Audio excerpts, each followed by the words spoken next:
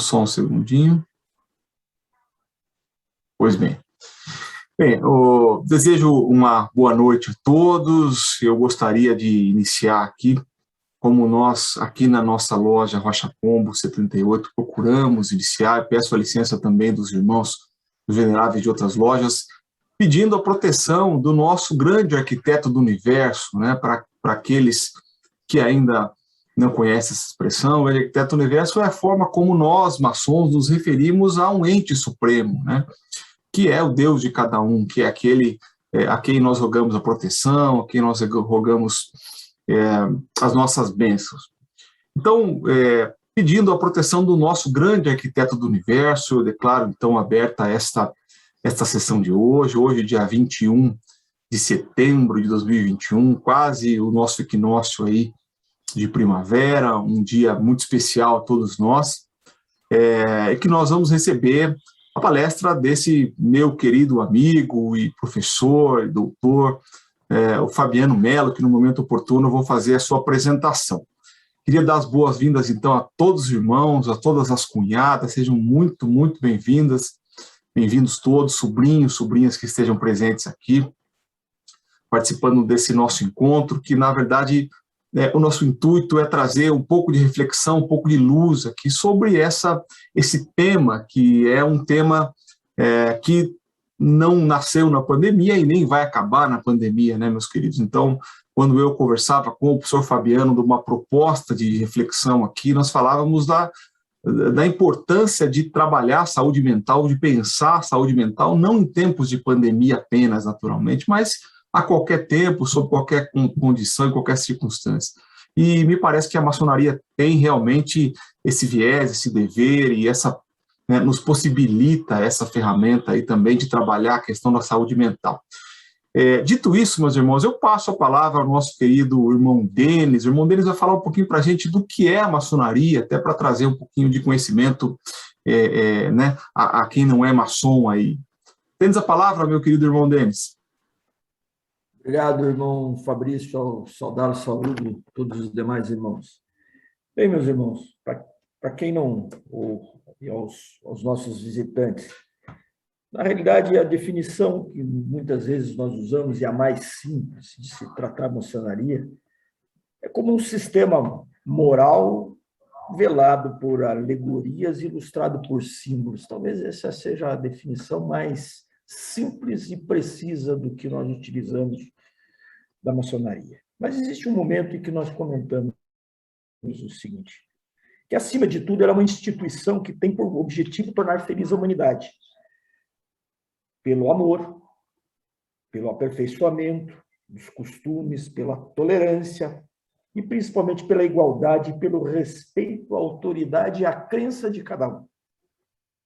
E ela não é simplesmente regional, não é só como nós estamos aqui. Ela é universal. Em qualquer canto que vocês andarem, em qualquer país, em qualquer canto do universo, do planeta, vocês vão encontrar um maçom ou uma loja, como nós nos denominamos. E sem preconceito de raça e de fronteiras. Então, essa basicamente é a nossa definição do que somos, para quem não nos conhece. Muito obrigado, irmão Fabrício. Eu gostaria também de ouvir uma palavrinha do nosso querido irmão Alexandre, que é o venerável da loja Obreiros de Pinhais, não é isso, meu irmão? Essa loja que está conosco aqui nessa noite, promovendo essa reflexão, essa palestra aí, meu irmãozinho. Então, vamos lá. Boa noite a todos, boa noite às cunhadas, aos nossos irmãos, a todos os participantes. Primeiramente, agradecer ao irmão Fabrício, em nome da loja Rocha Pombo, pelo convite aberto à loja Obreiros de Pinhais 95. A loja Obreiros de Pinhais, como o seu nome diz, está situada no município de Pinhais. Nós nos reunimos às terças-feiras, tá? Então eu já abro o convite a todos os irmãos que queiram futuramente, a partir do momento em que estejamos com as nossas reuniões presenciais, e caso nas nossas reuniões virtuais, sejam convidados, estamos de portas abertas. Um ponto aonde foi colocado a respeito de maçonaria é sobre as crenças, né? Então, as crenças elas estão diretamente ligadas à escolha própria de cada um, do seu livre-arbítrio, da sua vontade, crer num ente supremo, né? Então, dentro disso, nós temos como prática a leitura do Salmo 133, que vou proferir agora. Ó, quão bom e quão suave é que os irmãos vivam em união. É como óleo precioso sobre a cabeça, que desce sobre sua barba, a barba de Arão, que desce sobre a gola de suas vestes. Como o orvalho do Hermon, que desce sobre os montes de Sião. Por aqui o Senhor ordena a bênção e a vida para sempre. Que assim seja. Assim Assim seja. seja. Que assim seja. Sejam todos muito Assim bem-vindos. seja. Que assim seja, irmão Alexandre, muito obrigado aí pelas palavras. Realmente o Salmo 133 é uma bênção para a gente, é uma passagem bíblica muito relevante e muito expressiva, de muito conteúdo e muito significado para a maçonaria. Bom, sem mais delongas, então, eu queria apresentá-los aí a esse grande amigo, além de todas as qualificações, um músico de primeira qualidade aí, de primeira grandeza. Então, o professor Fabiano de Melo Vieira. O Fabiano é psicólogo, psicanalista, né, especialista em saúde mental, psicopatologia e psicanálise. Ele é mestre e doutor em filosofia e também hoje coordena o curso de psicologia da FESP, a Fundação de Estudos Sociais de Curitiba. E ele vai nos falar, então, trazer uma reflexão aí sobre um tema relevantíssimo para a maçonaria e também para todos nós aqui, que é saúde mental da vida cotidiana. Então, meu querido Fabiano de Melo Vieira, meu amigo, né, professor, fique absolutamente à vontade, o tempo é seu, a sala é sua, né, para nos brindar aí com essas reflexões aí. Muitíssimo obrigado, inclusive, pelo aceite do convite, viu, de coração. Bom, vou reiterar o que eu disse há pouco. Eu queria agradecer imensamente o convite, Fabrício, amigo de longa data, né, quando propôs, quando sugeriu, né, uma fala aqui.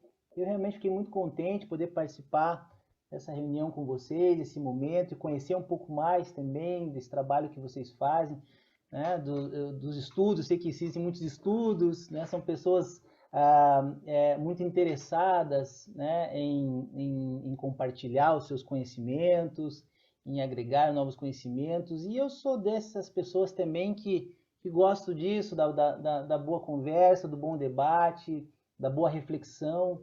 Então, fico imensamente honrado em poder participar dessa noite com vocês. Espero poder trazer algumas reflexões, em alguns momentos eu costumo dizer algumas provocações, né, porque isso faz a gente refletir também sempre sobre esses aspectos que compõem essa ideia tão falada de saúde mental, que é, afinal, isso, e como podemos cuidar disso, e como podemos entender um pouquinho mais como anda a saúde mental no mundo em que vivemos, né, independentemente da pandemia, e não sem também pensarmos nesse momento excepcional que estamos vivendo, esse parêntese que abrimos há 1 ano e pouco atrás e que achamos que de repente iria fechar em 30 dias, né, e ainda não se fechou. Mas a ideia é que essa discussão possa realmente ir além, né, das questões pandêmicas e pensar um pouco da saúde mental nossa de cada dia, e por isso até esse título, Saúde Mental da Vida Cotidiana, fazendo alusão a um texto de Freud, da vida cotidiana, onde ele tentava explicar um pouquinho as coisas que acontecem a todos nós, né? E que não estamos livres disso e que nos colocam diante de sofrimentos, de angústias, enfim.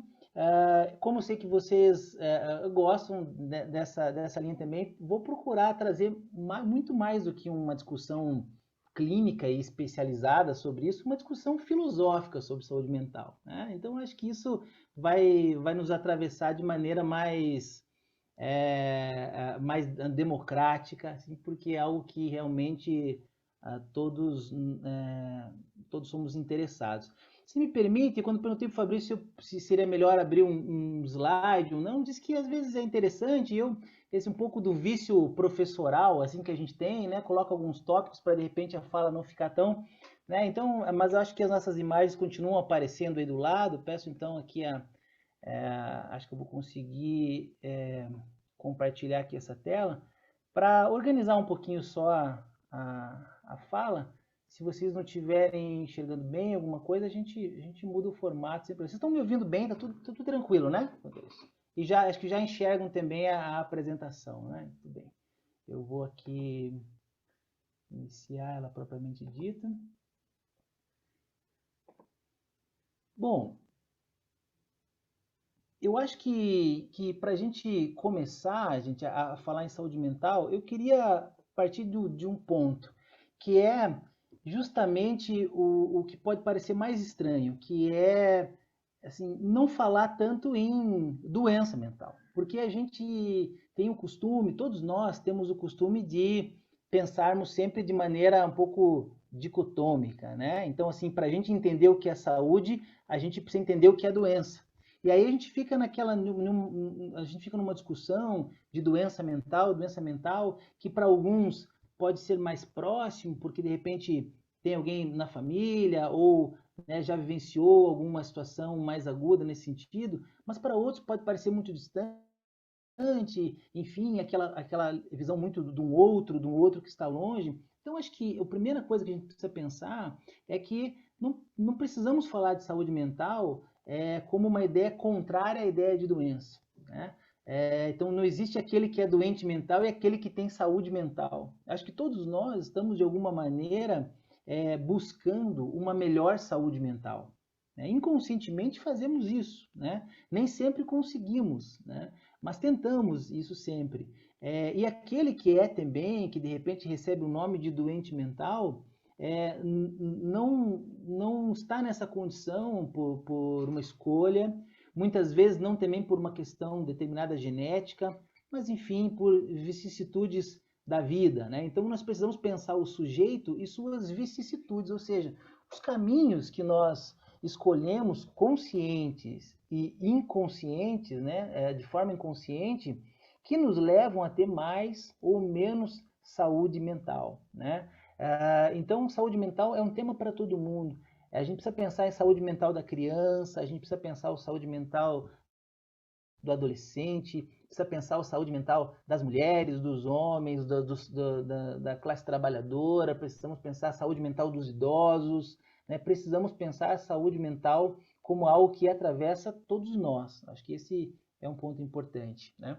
Bom,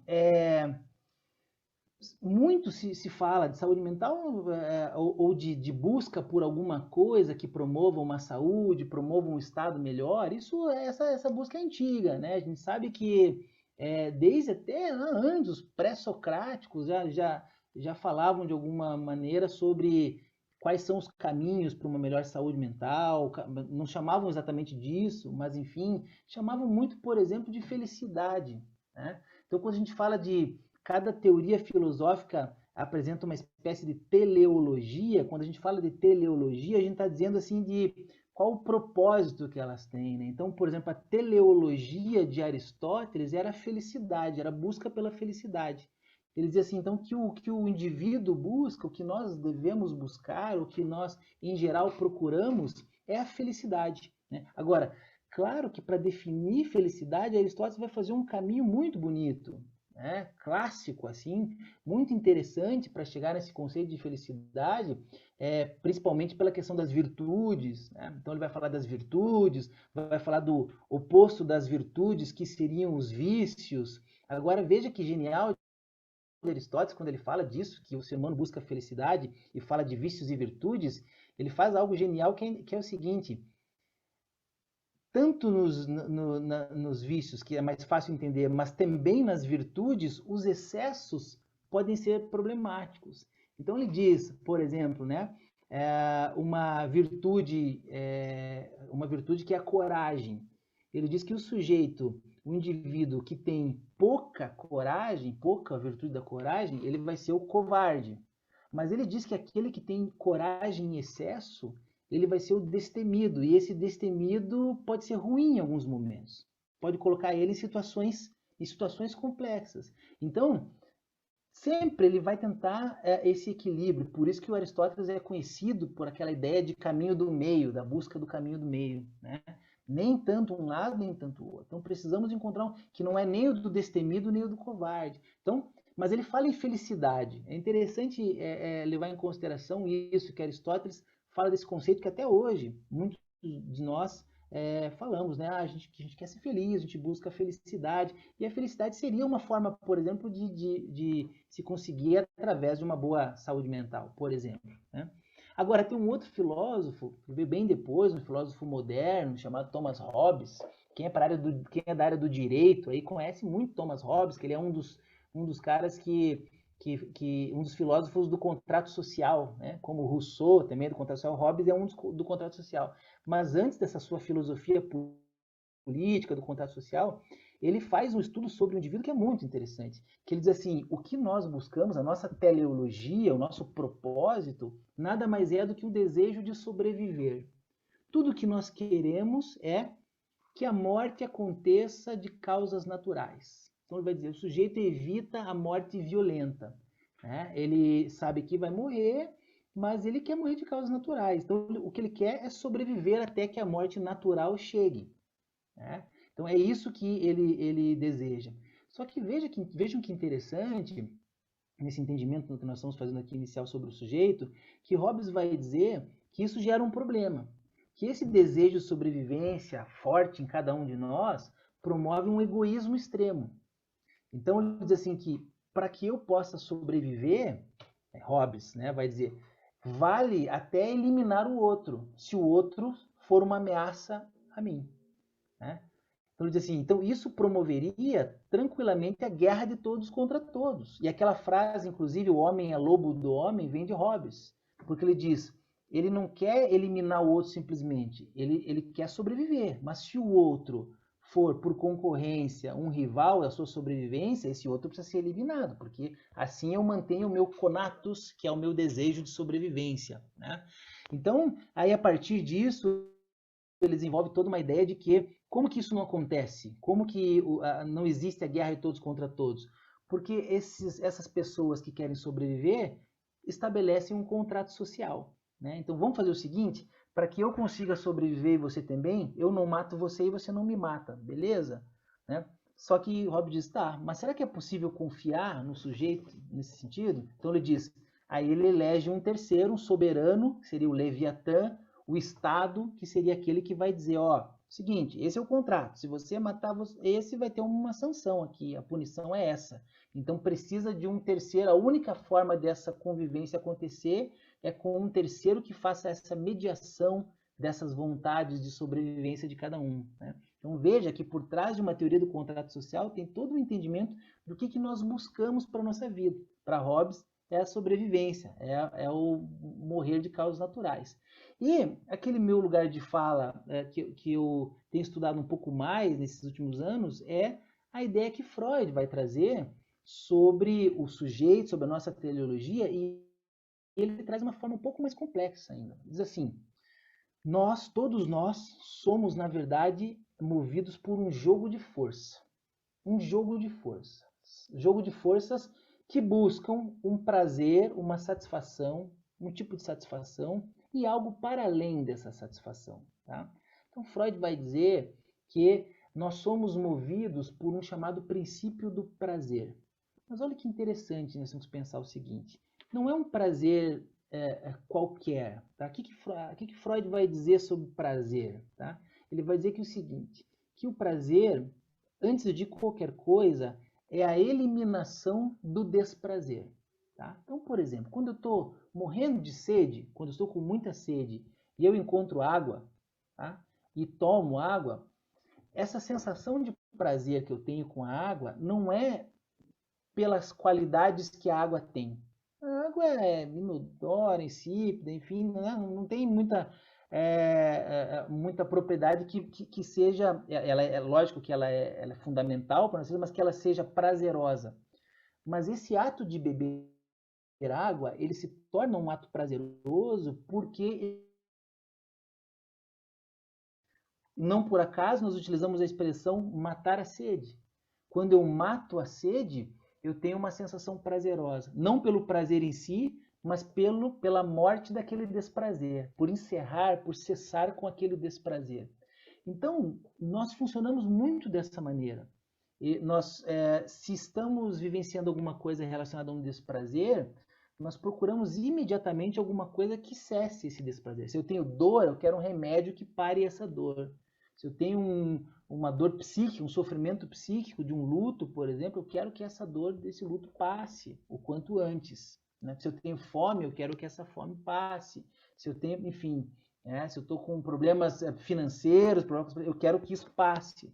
Né? Então veja que por aí a gente consegue entender por Freud, ou pelo menos explicar muitas das ações humanas, né, que todas elas, na verdade, são baseadas nesse princípio inconsciente, de alívio do desprazer. Nós estamos num mês agora que se fala muito da prevenção ao suicídio, né, o Setembro Amarelo. Agora eu não vou aprofundar nesse tema, mas a psicanálise explicaria, por exemplo, aqui então veja que é uma explicação independente de qualquer tipo de explicação religiosa, que muitas vezes o suicídio ele é uma forma que o sujeito tem de aliviar um desprazer. Viver está tão insuportável que não viver mais acaba se apresentando como uma boa opção. Então, em termos psíquicos, em termos de saúde mental, muitas vezes é isso que acontece. Né? É isso que acontece. Então, aquele ato de desespero, na verdade, vem em função de uma tentativa de eliminação de um desprazer enorme que está acontecendo pelo viver. Né? Schopenhauer, filósofo, vai dizer que tudo é vontade sempre. Né? Então, morrer, o suicida, ele não tem... não é que ele não tem mais vontade de viver, o que ele tem é vontade de não viver mais. Né? Para Schopenhauer, tudo é vontade. Então, se eu quero viver, eu tenho vontade de viver. Se eu quero morrer, eu tenho vontade de não morrer, vontade de não viver mais. Né?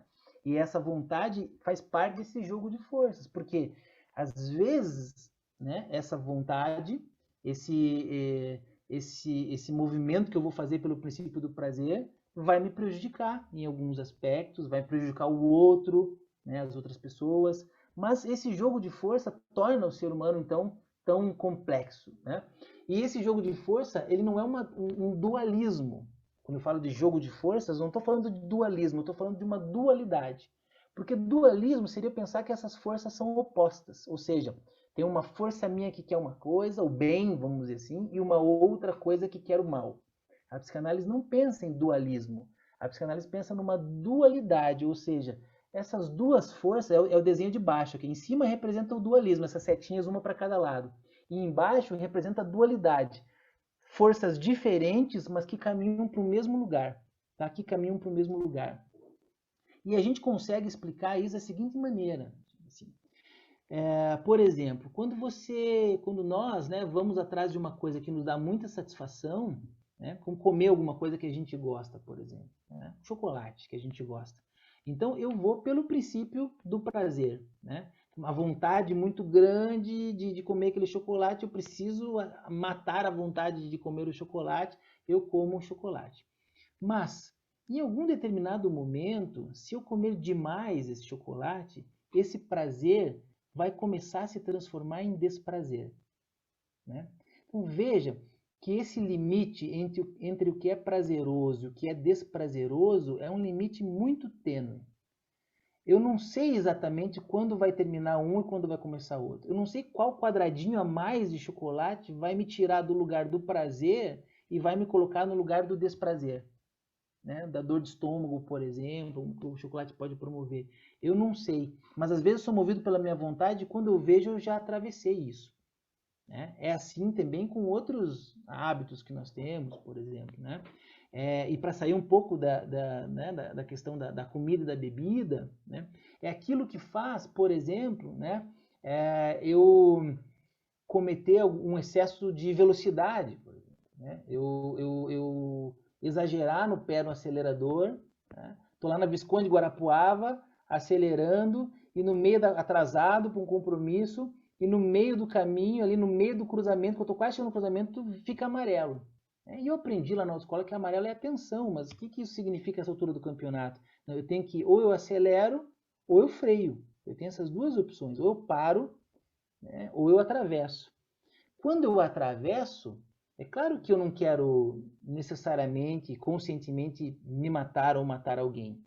Mas quando eu faço isso, eu já estou me colocando em risco e estou colocando alguém em risco. Aquilo que o direito vai dizer também, de repente, do doloso, né? Que assume um risco, né? Não a intenção, mas assume um risco a mais.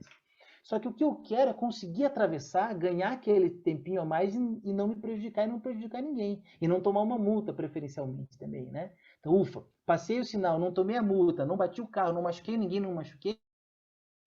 Eu entendo isso como um grande prazer. É muito maior o prazer do que se eu tivesse parado o carro. Só que se nesse movimento eu bato em alguém, aí aquilo que seria uma busca de um prazer, de repente já se transforma em algo desprazeroso, né? Algo desprazeroso, para dizer o mínimo, né? Estou falando só dessa mecânica do nosso aparelho psíquico, algo desprazeroso. Então vejam como esse jogo de forças que caminham para o mesmo lado, porque o que eu quero é me satisfazer. Só que de repente, com um pouco de excesso de satisfação, eu começo a ter desprazer, né? E eu não sei. O grande problema disso tudo é que eu não sei quando essa mudança vai acontecer. Eu não sei quando vai acontecer essa passagem. Não tem um sinal de alerta que diga agora, pare agora de comer o chocolate, porque esse quadradinho a mais vai fazer você passar mal. Não tenho. Quando eu vejo, eu exagerei, né? Puxa, exagerei um pouco ontem, né? Passei um pouco. Exagerei na atividade física, exagerei. Então, os excessos. Então, a gente começa a falar um pouco aqui da importância também que os excessos têm nessa nossa ideia de saúde mental, tá?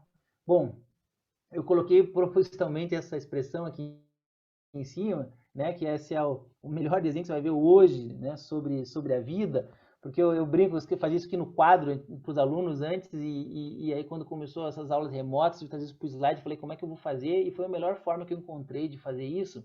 E isso aqui é uma representação interessante desse movimento que eu estou falando e que de alguma maneira ajuda a gente a entender um pouco o que é a nossa saúde mental, né? Então, esse aqui somos nós, obviamente, e aqui são as coisas do mundo que nós procuramos para nos dar prazer. Tá?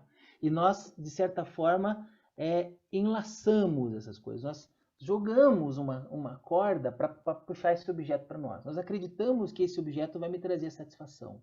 Né? Pensem como objeto tudo aquilo que pode nos trazer satisfação. De um objeto mesmo, propriamente dito, que você compra, um bem material, até uma viagem, até um curso que você faça, né, até um relacionamento, até o decidir ter um filho ou uma filha, enfim. Essas escolhas que a gente faz na vida e que de alguma maneira faz a gente acreditar que a partir de algo que não sou eu, né, que é um outro, que é esse objeto aqui, outro, isso vai me dar satisfação. Isso ali tem o que eu preciso, que pode ser a felicidade de Aristóteles, pode ser a sobrevivência de Hobbes, pode ser o prazer, a satisfação que Freud falou. Eu vou buscar isso fora, porque eu entendo que eu não tenho tudo o que eu preciso. Eu não sou autossuficiente, eu preciso buscar isso. E eu estabeleço um laço com as coisas. Eu lanço, né, eu lanço uma corda eu vou falar aqui corda, mas já vou modificar esse objeto, porque é melhor para entender, e trago esse objeto para mim. Esse é o movimento que a gente faz com tudo. Agora, a questão é que essa corda aqui não é exatamente uma corda, é uma fita. Imaginem que vê se uma corda é uma fita. Como toda fita tem a parte de cima, as duas faces, né? O de cima e o de baixo. Então, de um lado dessa fita, tá bom, eu quero ter prazer com aquilo. O chocolate, vamos pensar aqui no chocolate. Eu jogo a minha fita que diz prazer, chocolate vai me dar prazer. E eu como muito chocolate e essa fita faz uma torçãozinha. E quando essa fita faz uma torção, o que aparece embaixo dela é o desprazer. Ou seja, nesse excesso do consumo com chocolate, a fitinha torceu e aquilo que era prazeroso deu lugar a algo desprazeroso. A ponto, de repente, de eu ficar, por exemplo, um tempão sem não poder nem olhar mais para o chocolate. Tá? Porque, pô, estou enjoado, não quero mais saber disso. Porque a mudança da fita que transformou prazer em desprazer provocou isso em mim. Mas veja que o que eu queria era prazer, eu não queria o desprazer. Só que quando eu lancei a fita do prazer lá, o verso do desprazer já estava indo junto. Já estava indo junto. Então, a diferença que vai acontecer é em que momento essa fita torce. Quando você vai num rodízio de pizza e come aquela fatia a mais de pizza que vai te fazer mal. Ou quando você acelera para ganhar um tempo. Ou quando você faz mais atividade física do que você poderia fazer. Ou quando você fica acordado até mais tarde e tem que acordar cedo no outro dia. Você quer o prazer de ficar acordado porque está passando um filme muito bom. Mas aí a fita vira e no outro dia, quando você acorda, aquele sono, você fala, puxa, o que eu fiquei até tão tarde assistindo, né? Mas veja que daí já é tarde, né? Mas sempre no nosso movimento estão as duas coisas estão indo junto, já estão indo juntas. São esses dois lados da nossa pulsão. Eu não vou entrar na explicação desse termo, mas o nosso impulso, né? Ele tem esse viés que é uma parte de cima e uma parte de baixo, tá? Bom, então nós fazemos isso com os objetos do mundo. Estabelecemos relações de prazer que às vezes viram relações de desprazer. Aqui está a explicação, por exemplo, do consumo de drogas. O sujeito que consome drogas, ele busca um prazer, né? Ele busca um prazer. Mas aí, por exemplo, você ouve, como ouvi de um paciente meu, com vício dependente químico em cocaína, dizer o seguinte: há muito tempo que a cocaína não tem mais graça nenhuma para mim. E ele faz uso todos os dias de cocaína. Todos os dias. Gasta uma quantia considerável no final do mês de dinheiro e diz, já não tem mais graça nenhuma. Então veja, aquilo que era o prazer que ele buscava, em algum momento isso já se perdeu. E mesmo assim, aí tem uma coisa que seria uma outra conversa, né, que faz ele, que é a compulsão, que faz ele continuar buscando isso. Onde ele vai chegar? Onde ele vai chegar buscando uma coisa que já não dá mais prazer e ainda a gente sabe do potencial nocivo que isso tem. Mas veja que isso responde a uma lógica de funcionamento que todos nós temos. Todos nós temos. Tá? Esse desenho parece um pouco mais complexo. Eu tirei aqui na internet, mas é fácil de a gente entender. Ó, parece uma rosquinha aqui, né, um donut aqui, mas é para a gente entender o seguinte, gente. Isso é uma outra representação nossa, ó, do ser humano. Nós somos aqui, ó, como uma rosquinha, como um donut. Que o mais importante de entender isso é que no meio tem um furo. No meio tem um furo. Então, esse movimento que eu faço aqui em relação ao objeto é justamente para tentar tapar esse furo aqui, ó, que todos nós temos. Todos nós temos. Quando você busca fazer um curso novo, é porque eu digo para meus alunos no primeiro dia de aula, eu falo assim, eu não conheço nenhum de vocês, mas uma coisa eu posso garantir, afirmar sobre todos vocês. Todos vocês estão aqui por uma insatisfação. É uma insatisfação que faz vocês saírem de casa e virem para a aula à noite. Uma insatisfação com o seu salário, com sua vida profissional, com o conhecimento que você adquiriu a vida até aqui. É uma insatisfação que provocou um movimento. É um furo que promoveu um movimento de buscar alguma coisa que possa tapar esse furo. Só que olha só como esse desenho do Donut aqui ele é interessante, porque os movimentos todos que a gente faz em busca do objeto para dar conta desse furo, é esse movimentinho espiral que está aqui dentro. Ó. Então, quando eu vou lá e compro um celular novo, depois eu compro outro, depois eu mudo de casa, eu mudo de cidade, ele nunca preenche esse furo. Ele é uma volta de demanda que a gente dá aqui, ó, que traz uma satisfação, que alivia algumas angústias, mas que nunca alcança esse buraco central. E nem pode alcançar, porque é isso que nos permite continuar buscando. Eu gosto demais da expressão, que é tão mal falada, né, que diz que é deixar a desejar. Uma coisa que deixa a desejar permite que a gente continue desejando. Né? Uma coisa que deixa a desejar não diz que acabou, que não tem mais nada. Então, esse buraco aqui é uma representação do deixar a desejar. Todas as coisas que buscarmos no mundo, todas as coisas irão, de alguma maneira, deixar a desejar. Deixar a desejar. Tá? Agora, então eu vou ficar trocando o tempo inteiro? Ou vou, de repente, entender que essa é a lógica de funcionamento e vou tentar viver melhor com isso que eu tenho buscado, com esse movimento. Veja que o movimento é muito mais importante do que o encontro. Esse movimento aqui é muito mais importante. Eu tenho que fazer isso aqui, ó. Tenho que fazer tentativas e tenho que não encontrar. Né? Nós somos feitos como um vaso, lá do filme Ghost. Lembra do filme Ghost? A primeira cena, aquele vaso de cerâmica sendo esculpido, sendo construído. Um vaso, para quem conhece o processo de construção de um vaso, ele se dá não por uma estrutura sólida que a gente arranca o miolo e faz um buraco dele no meio, não. Ele se dá por um vazio que a gente vai moldando e transforma, né? Se a boca vai ser maior ou menor, mas é desde sempre um vazio. Um vazio que a gente vai preenchendo com coisas ao redor.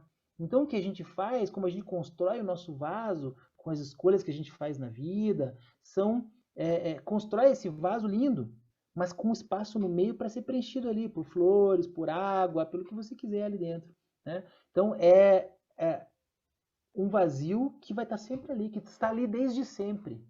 Um vazio que está ali desde sempre, tá? E aqui eu lanço uma questão para vocês interessante, né? Vejam só. A psicanálise vai dizer que esse modo de funcionamento, isso tudo que eu contei para vocês até agora, essa maneira, nós somos jogo de forças, tal, faz com que nós não podemos ser identificados como seres completamente naturais. Natural é o leão. O leão é natural. O leão é natural que nasce com seu instinto já, que faz basicamente aquilo que é programado para toda a sua espécie fazer. Você não ensina um leão a ser vegano. Não é possível um leão vegano. Leão tem inscrito na sua biologia com que ele deve se alimentar, como ele deve se reproduzir, enfim. O leão é uma boa representação de um ser natural, que é difícil a gente moldar. A gente questionar o leão por que ele comeu o antílope. Isso é da natureza dele, né? Nós não podemos dizer assim, gente, eu fiz uma coisa de errado porque eu sou natural, é minha natureza isso. A gente não tem como dizer isso, o ser humano. Então o ser humano não é o natural, como o leão. Na outra ponta, vamos dizer assim, nós também não podemos associar os nossos atos, associar os nossos comportamentos a algo do campo do divino, do transcendental, né? Independente de qualquer religião, crença, já vi que vocês são bastante acolhedores nesse sentido e essa não é a discussão principal, né? Mas essa entidade, vamos pensar assim, a entidade então daquele que é o arquiteto do universo, então, não somos nós, né? Ele é uma representação, ele é algo que representa, ou nós tentamos representar, ou ele nos representa, mas ele está num outro lugar, né? Aqui no início foi pedido as bênçãos daquele que está num outro lugar. Então eu também não posso dizer aqui que meu ato foi somente em nome de Deus e está tudo certo. E ele se responsabiliza pelo que eu fiz. Então o ser humano não está do lado nem do leão, do natural, e nem na posição, né? Na posição, pode estar em relação a ele, mas não na posição de Deus, ou na posição de uma divindade. O que seria? Ao que caberia o ser humano aqui no meio, né? O que nós podemos ser se nós não somos o natural e nós não somos o divino? Alguém se arriscaria a dizer aqui, gente? O que há? Eu gostaria que alguém pudesse dar um palpite. O que cabe? O que seria entre parênteses aqui para o ser humano se não é nem o natural nem o divino? O que nos cabe? Eu acredito que somos uma transição entre o natural e o divino. Vai depender da nossa evolução. Opa, tá muito bem, João. É por aí mesmo. E essa evolução vai fazer com que sejamos de que maneira? O nosso ato vai ser julgado por que aspectos? Tem um nome que todos nós conhecemos, falamos diariamente, tenho certeza que vocês estudam. Seria racional ou não? Poderia estar fundado em algo racional, mas eu vou, para que a gente não perder muito tempo aqui, é o ético.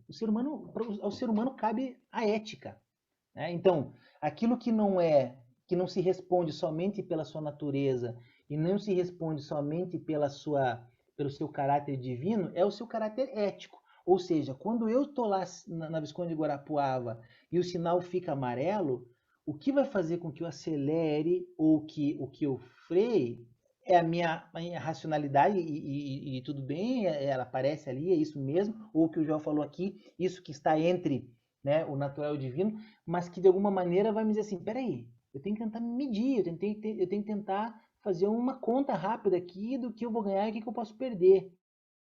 É ética. E aí tem várias teorias que vão explicar o que é ética, né? Então, essa experiência ética é a experiência do humano de um modo geral, né? A experiência ética. Então, a gente precisa pensar a saúde mental a partir desse ponto de vista, né? Do ponto de vista de uma experiência ética. E vocês já vão entender mais o porquê que é importante chegar nisso, né? Uma fala sobre saúde mental nessas questões da ética, tá? Bom, eu gosto muito desse conceito, que é um conceito chamado Terra 2, tá? Que é de um psicanalista chamado George Forbes. Tem muitos vídeos dele pela internet, ele é bem bom, bem acessível, assim. E ele fala que esse momento que nós estamos vivendo, porque saúde mental a gente tem que pensar sempre contextualizada, não adianta a gente pensar só a saúde mental como era lá no tempo de Aristóteles, a gente tem que pensar a saúde mental como é hoje, com a vida que a gente leva hoje, né? George Forbes chamou isso de Terra 2, tá? E ele diz assim, Terra 2 é um mundo que poderia ser chamado de pós-modernidade, alguns chamam de pós-modernidade, né? Bauman vai chamar de modernidade líquida, uns vão chamar de ultramodernidade, hipermodernidade, modernidade tardia, mas é esse período histórico que veio depois da modernidade e que tem características muito próprias, né? Então, essa otimização do tempo que a gente cada vez mais tem que fazer, né? O tempo é dinheiro, temos que ganhar tempo. O que a gente está fazendo nas horas livres? O que nós estamos nos reinventando nessa pandemia? Então, a pós-modernidade, essa Terra 2, trouxe esse tipo de exigência, por exemplo. Trouxe a exigência de sermos experts em alguma coisa, né? Então, o médico deixou de ser o médico da família, passou a precisar ser o especialista, e todas as outras áreas também, né? Então, depois, hoje em dia, existem os especialistas que não precisam mais estudar para ser especialistas, esse título de expert pode vir de qualquer maneira, tem a internet, tem um monte de coisa que trabalha nesse sentido, né? Então, ou seja, de sermos expert em alguma coisa, né? E também isso traz consigo, né, essa Terra 2, uma necessidade muito grande de estarmos em relação com as expectativas que os outros depositam sobre nós. Então, Forbes vai dizer assim, somos cada vez mais escravos da expectativa do outro. Tá? Se isso tem, por um lado, uma coisa boa, que talvez faça a gente pensar um pouco no outro, ter um pouco mais de empatia, né? Quem sabe sermos mais éticos, mas as pessoas vão enrijecendo um pouco mais com isso. O que ele quer dizer? Se eu sou muito escravo dessa expectativa do outro, o outro, ele às vezes vai ser menos parceiro meu e vai ser mais ameaça. Eu vou entender isso, não que ele seja propriamente dito. Eu vou achar que ele é muito mais ameaça, porque o que esse outro espera de mim? O que ele quer de mim? E eu vou ficando muito tenso. Eu vou estabelecendo relações muito tensas com as pessoas. As pessoas vão se enrijecendo. As pessoas vão se ensimesmando, né? Cada vez mais vão voltando a si próprias, né? Por quê? Para se proteger, para se proteger.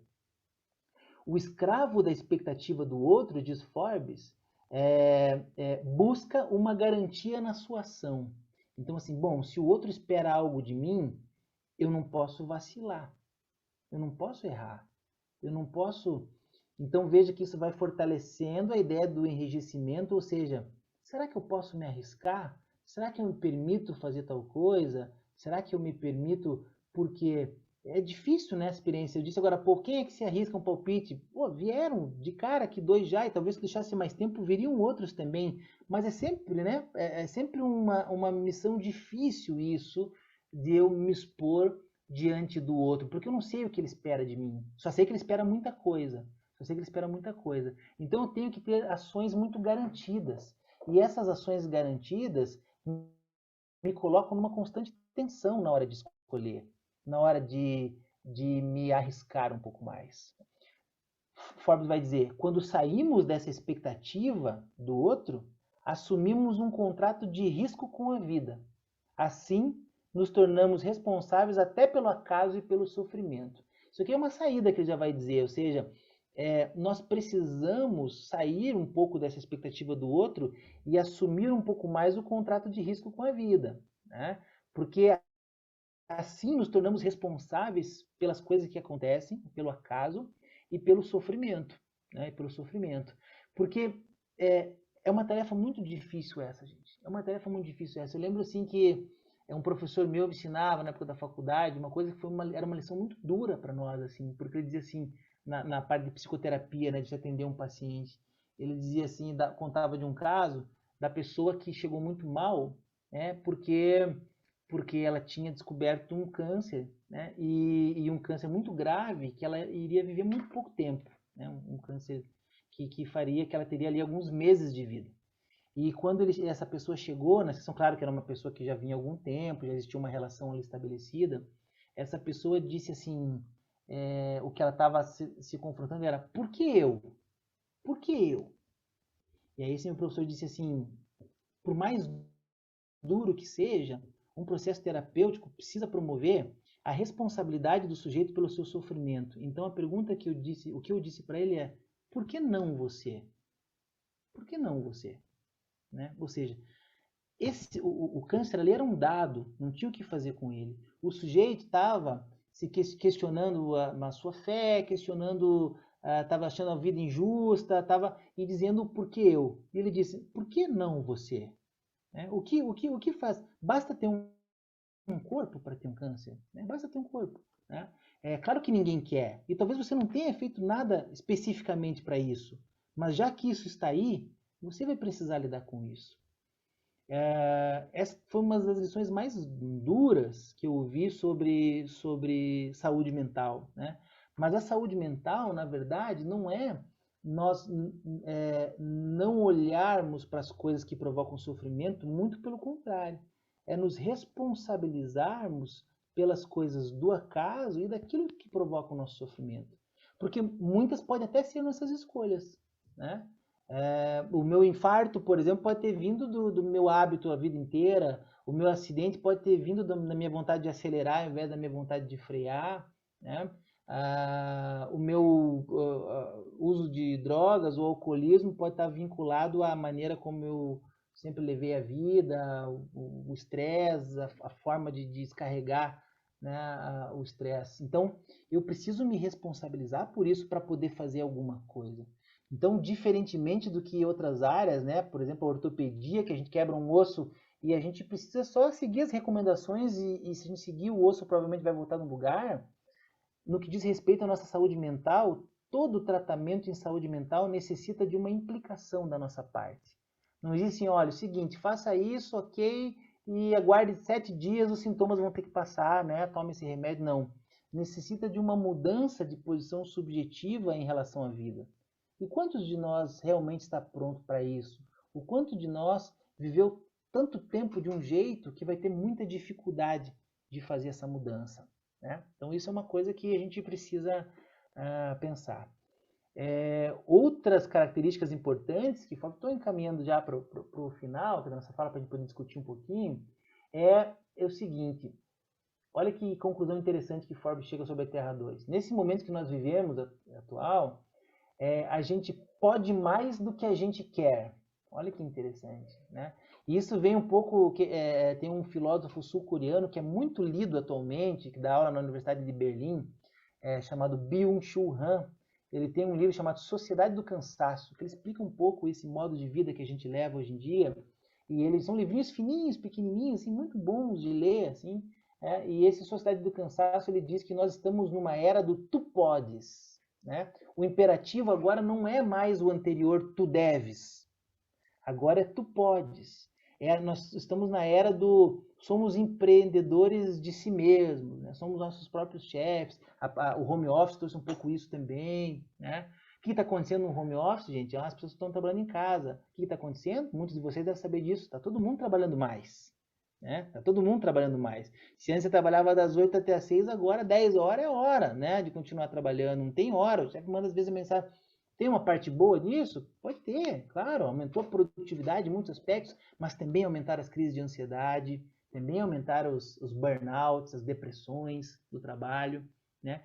Então, o que é dito para a gente, o que está implicitamente dito nessa Terra 2, nesse mundo que vivemos atualmente, você pode, vai, né? We can, não era isso que dizia. Então, assim, vai, né? Segue, Tudo depende de você, tudo que você precisa está dentro de você. E isso colocou o sujeito numa coisa. Então, se eu não conseguia, porque eu sou um fracassado, se eu tenho tudo que eu preciso, né? Se só depende de mim, então se eu não conseguir, porque eu sou um fracassado. Isso nos coloca num movimento de aceleração muito grande, muito perigoso, de não reconhecer nossos limites, a hora de parar, a hora de maneirar um pouco, né? Por quê? Porque nós podemos, né? O dever deu lugar a um poder, né? Deu lugar a um poder. E olha que o Byung-Chul Han não tá longe de ser um filósofo moralista, né? De dizer assim, então, que temos que voltar a uma era mais disciplinar, tal. Não, ele só diz assim que agora, na verdade, nós somos movidos por um tipo de tirania interna que nós mesmos nos colocamos, que é muito maior do que se fosse tirania de alguém que dissesse para a gente fazer. Porque antes, quando era alguém que dizia para a gente podia desobedecer, né? Mas quando somos nós que dissemos para nós mesmos que temos que render mais, que temos que trabalhar mais, não há nem espaço para desobediência, né? Então isso coloca a gente num movimento muito acelerado e perigoso, né? E uma coisa que o Byung-Chul Han fala também é que com isso, de não poder errar, de não poder ter garantia nas ações, nós estamos constantemente comparando tudo com tudo. E isso nivela tudo ao campo do igual, né? Então, assim, essa coisa de tudo comparar, o emprego que você mudou, você compara com o anterior, o relacionamento que você mudou, você compara com o anterior, a viagem que você fez agora, você compara com a viagem anterior que você fez, né? A comida que você comeu no restaurante de hoje com a do restaurante de ontem, essa necessidade de só conseguir dar valor a algo quando eu comparo isso com outra coisa, isso no fim das contas coloca tudo no campo do igual. E eu extraio menos prazer e menos satisfação das coisas. E eu fico muito mais consumindo as coisas só e não tendo um outro tipo de experiência com essas escolhas que eu faço. Isso vai nos esvaziando, isso vai deixando a vida sem graça. Então não é à toa que há muitos anos depressão e ansiedade são os maiores problemas do ser humano. Por quê? Perda de graça nas coisas e a necessidade de fazer mais. Né? Então, a pessoa depressiva olha muito para o passado. Era melhor antes, era melhor... O ansioso olha muito para o futuro. Como vai ser amanhã? E nisso, como é que fica o nosso presente? Eu olhando muito para o passado, olhando muito para o futuro, esqueço do mais importante e do único momento em que eu posso fazer alguma coisa, que é o nosso momento atual, né? Essa ideia de poder mais do que a gente quer, né, é uma lógica que vem muito da lógica do consumo mesmo também, né? A gente sabe há bastante tempo e a gente utiliza muito isso, que a gente não precisa ter dinheiro para comprar alguma coisa hoje, só precisa ter crédito, só precisa ter um cartão, né? O Cazuza cantava, meu cartão de crédito é uma navalha, né? Uma maneira de lidar com o excesso, né? Então a gente só precisa ter crédito, né? Só precisa ter crédito. Eu lembro de um paciente saindo de uma clínica de um internamento longo por um vício pesado com o crack, e aí ele vem disposto a reconstruir sua vida, tal, e começar tudo de novo. E ele vem um dia na sessão e fala assim: olha só que interessante, entrei num site de um banco, desses bancos menores aí, e comecei a preencher lá minhas informações para ter um cartão de crédito, né? Porque eu sem nada, perdi tudo, tal, para ter um cartão de crédito. E aí tinha lá uma pergunta lá que dizia renda bruta, né? E eu coloquei um valor lá absurdo e ele simplesmente me aceitou. E aí me disse, vai emitir um cartão com um limite de tanto lá. Olha que beleza, olha como tá fácil viver hoje em dia. Gente, o que é isso? O que é isso para uma pessoa que acabou de sair de uma clínica com um período longo de internamento em função do uso de crack, tinha vendido tudo em casa para comprar umas pedrinhas de crack. O que é, de repente, se ver com essa possibilidade, né? A gente sabe que não é difícil conseguir o que ele conseguiu. O difícil é conseguir sair daquilo ali que ele conseguiu, né? Porque a gente pode mais do que o que realmente a gente quer, né? E isso tudo coloca a gente numa situação complicada, desde que claro, aí a nossa posição ética, a nossa possibilidade de escolher o cartão de crédito não é o problema é o nosso movimento impulsivo em relação a ele. E a gente tem um monte de gente que se suicida aí porque está endividado. né, porque está endividado, né, ou tenta coisas mirabolantes e a bola de neve só aumenta, porque é vítima desse movimento desenfreado de tentar tapar aquele buraco lá que nunca tapa, que nós vimos lá atrás que nunca tapa, tá? Bom, colocar tudo no campo do igual, né, elimina a alteridade. Isso é uma palavra que a gente tem que rever, retomar muito e trazer muito para as nossas discussões, que é a da alteridade. O que é a alteridade? Nada mais é do que entender que as coisas e as pessoas e as situações são diferentes. Uma relação de alteridade é uma relação de diferença, né? Então, se eu gosto de beber vinho e meu amigo não gosta, o que tem aqui em jogo é uma questão de alteridade. Então, antes de fazer um julgamento para ele, eu tenho que pensar o seguinte, que existe alteridade. E a alteridade é o que existe mais bacana numa sociedade. São as diferenças, né? Que são as diferenças, porque aí você aprende com aquilo que o outro vive, com a experiência do outro, você tem a oportunidade de experimentar coisas novas, mas isso não é uma tarefa fácil. Como é que eu vou vivenciar a alteridade se eu quero ter garantias nas minhas ações, se eu não quero perder tempo? Então, é muito mais fácil colocar tudo no campo do igual. É muito mais fácil colocar tudo no campo do igual e tentar comparar as coisas no mesmo nível do que perceber que existem aí relações de alteridade. E o que o Forbes está dizendo, apontando como os problemas de Terra 2, são justamente também os caminhos da solução, né? Ou de uma... Eu não diz solução, porque eu diz assim que a ideia é administrar melhor tudo isso, não é solucionar, né? Ele diz que sem relação de alteridade, se eu não estabeleço relação de alteridade, eu não sou capaz de amar, eu sou somente capaz de consumir. Para consumir, eu não preciso estabelecer relações de alteridade. Agora, para poder amar uma coisa, eu tenho que perceber que ela pode ser diferente. Se eu colocar tudo no campo do igual, eu estabeleço com pessoas e com objetos materiais relações de consumo, não relações de amor, de laço afetivo, porque o laço afetivo demanda alteridade. Quando uma pessoa vai conhecer uma outra pessoa num encontro, por exemplo, ela tem que saber que ela está diante de algo que ela não conhece. Ela não tem a menor ideia de quem é a outra pessoa. O máximo que ela sabe da outra pessoa é uma projeção que ela mesma faz, que ela imagina ser essa outra pessoa. Se eu for lá achando que eu tenho que encontrar algo que eu já conheço, nem adianta ir. Eu tenho que me arriscar, eu tenho que experimentar isso que é da alteridade. Eu tenho que vivenciar uma experiência da alteridade, né? De ouvir o discurso do outro que é diferente do meu. E, de repente, poder achar isso interessante. E não ruim, porque é diferente do meu. Então, se eu levo em consideração a alteridade, eu começo a estabelecer laços mais interessantes com as coisas, laços afetivos mais interessantes e não laços de consumo, não laços que só servem para consumir, tá? Estou encaminhando para a minha conclusão já, gente. Não sei se vocês assistiram o filme O Poço. Vocês assistiram o filme? Alguém aqui assistiu o filme O Poço? É um filme espanhol que eu vi o Menezes aqui fazendo um sinal aqui, sim. Chocante, né? Impactante, né? Um filme duro, mas que trata de uma questão muito simples. Me desculpe, eu vou ter que dar um pequeno spoiler aqui. Você prefere que não dê o exemplo do Poço, que vocês assistam o filme, ou preferem que eu dê uma explicação sobre um exemplo do Poço e estrague, de repente, o que eles estavam pensando em assistir? Não é fundamental para a nossa fala aqui, mas é só uma observação. Posso falar ou não?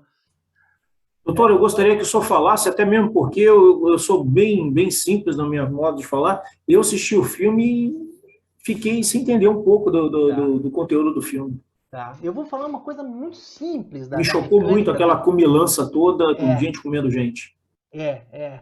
Basicamente...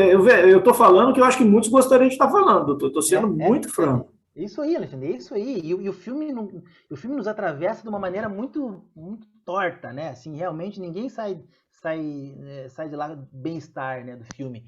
E é basicamente, gente, uma ideia, assim, de um mecanismo que as pessoas começam a participar de um como se fosse um prédio, né? E em cada andar ficam 2 pessoas. E lá de cima do primeiro andar, sai uma mesa com um banquete. E ele vai parando, andar por andar, e as pessoas vão comendo. Você não pode guardar comida, você tem que comer naquele tempo que está ali. E aí vai para o andar de baixo. Então imagine como é que chega essa mesa de banquete lá no 100º andar, por exemplo. Ninguém sabe quantos andares tem lá para baixo.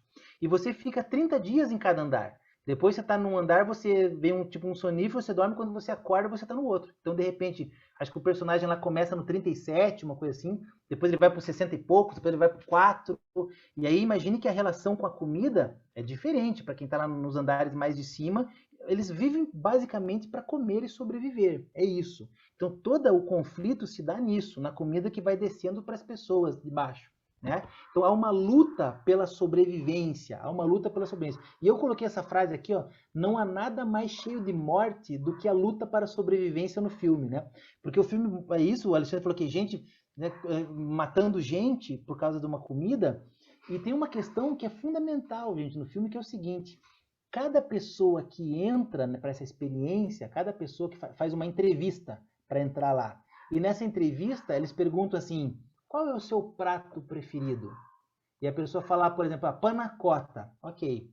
Então, a panacota vai estar naquela mesa lá. Todo dia vai ter panacota. O outro fala escargot, o cara fala vai ter escargot. O outro fala frango assado, vai ter. Então, todas as pessoas que estão lá falaram da sua comida preferida e essa comida sai lá do primeiro andar. Só que as pessoas do 30º, coisa para baixo, começam a morrer, vão morrendo de fome, porque quando chegar lá só tem os vistos, tem os talheres, só tem resto, não tem mais nada lá embaixo. E como é que seria uma solução disso, gente? Qual que é a solução? Alexandre, você ou demais colegas conseguiram pensar numa solução para que todos sobrevivessem? Simples, simples. Qual seria? A divisão em partes iguais. Mas como é uma maneira de fazer isso? Tem uma maneira simples. Que todos se dirigissem para o mesmo andar. Mas eles não têm como. Lá no filme eles não têm como. Não tem como passar para o outro andar, não. Estabelecer um meio de comunicação, doutor, para que todos respeitassem um questionamento bem difícil, né? É um posicionamento ético, acima de tudo, né? De qualquer coisa. Mas a solução é muito mais simples. Vocês estão buscando informações. Que cada um comesse o seu prato. Isso. O que foi pedido. Tá aí. Se cada um comesse o prato que pediu. Se cada um comesse o prato que pediu, teria comida para todos, até chegar lá embaixo. Mas o que acontece? O cara do primeiro andar come até explodir. E aí já vai para o segundo, menos quando chega no 30º, já só tem pedaço de vidro, não tem mais nada. E aí depois eles descobrem que tem muitos andares lá para baixo. Né? Vale a pena assistir o filme, a experiência. Então você veja que essa experiência do excesso, né, a experiência que provoca a morte de si próprio e do outro. Né? E ali, com aquilo que cada um pediu, né, seria a única, ou talvez a maneira mais automática, assim, eles não precisam nem falar um com o outro. Não precisaria nem falar. Só precisaria, opa, chegou no meu andar, a minha panacota tá aqui, que eu falei. Comi a panacota, desci. O de baixo tinha falado frango assado, come o frango assado, e vai pro de baixo, assim por diante. Não sei, 30 dias, se eu conseguir sobreviver só com panacota, ou só com escargot, né? Até você mudar de andar.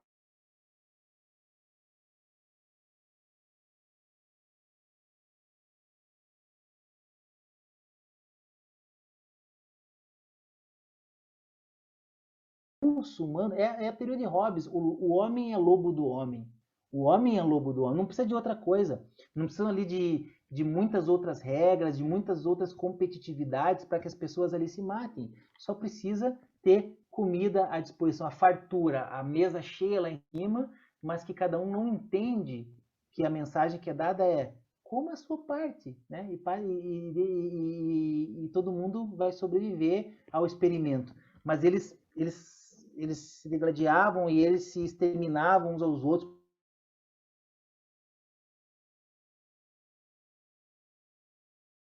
Assim, bom, é o seguinte, vamos fazer tal coisa. O cara de cima fala assim, se dane, cara, demorei tanto para estar aqui no quarto andar, agora que eu tô aqui, eu quero mais... Ele responde pro cara, vá para aquele lugar, né? Então, assim, ninguém tá aí com o outro. Porque essa experiência, esse laço é muito mais difícil do que a gente imagina. Mas é isso que pode promover alguma coisa relacionada ao que a gente está falando aqui de saúde mental, né? E a gente pode pensar sobre esse mundo, a tal da Terra 2, com essas exigências todas que tem. Então vocês viram que eu falei do ser humano que tem esse vazio, que busca coisas, e falei do modo de vida atual que a gente tem, que tem um certo nível de exigência, principalmente essa autoexigência do tu podes, que coloca o sujeito, nós estamos sendo colocados diante de um caos o tempo inteiro. E como é que a gente pode modificar um pouco isso? Tá? Primeiro, vou inverter aqui a ordem, aqui vou falar do segundo aqui, ó, que é questionar um pouco as nossas escolhas que são somente baseadas no utilitarismo, tá? É claro que a gente sabe que o utilitarismo é uma corrente filosófica importante, que parte do princípio de a maior felicidade para o maior número de pessoas, né? Mas a gente sabe também de uma certa utopia que existe por trás do conceito de utilitarismo, né? E que o movimento único, exclusivamente utilitário, coloca a gente numa sobrecarga, num desgaste muito grande, tá?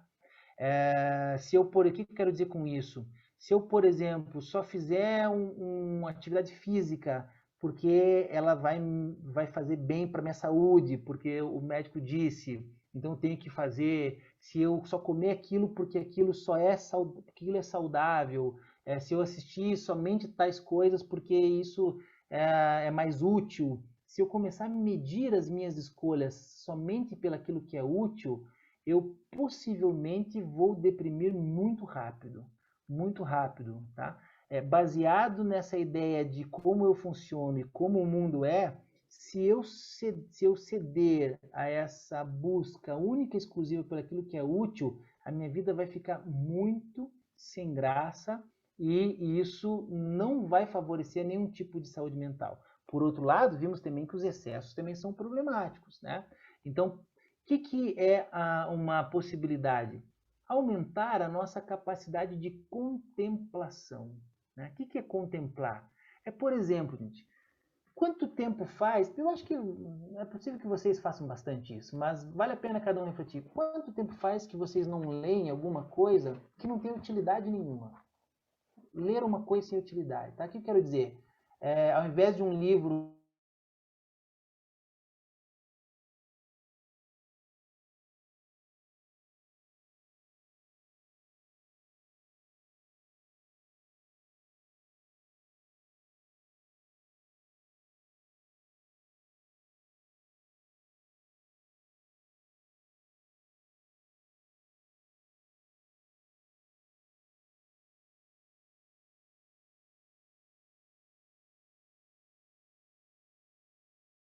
se eu não sei dizer aqui da gravação parou, mas já retomou. Se eu buscar mais coisas que possibilitem uma contemplação, eu vou ter que necessariamente abrir mão de coisas úteis, muitas vezes. Mas será que eu não preciso equilibrar um pouco mais as coisas? Assistir um filme por assistir, sem precisar entender.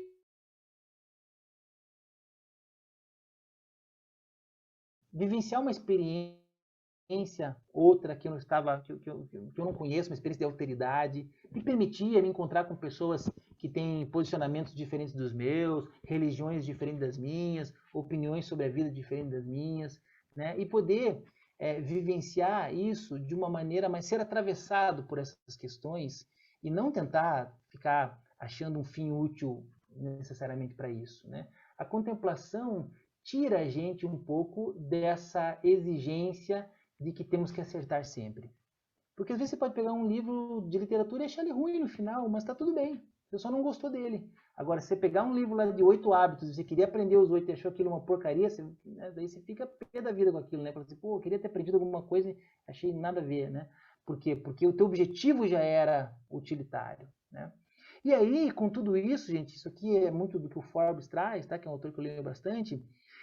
Nós precisamos pensar também num novo laço social com as coisas, baseado muito mais na surpresa, no riso, na intimidade. Eu vou pegar principalmente esse primeiro item aqui, que é a surpresa, porque é o seguinte, a surpresa, acho que talvez isso seja novidade para a maioria de vocês, é considerada uma das nossas emoções primárias. Tá? Nós temos emoções primárias, são aquelas que passam no filme Divertidamente. Para quem já assistiu aquela animação infantil, ele trata das emoções primárias.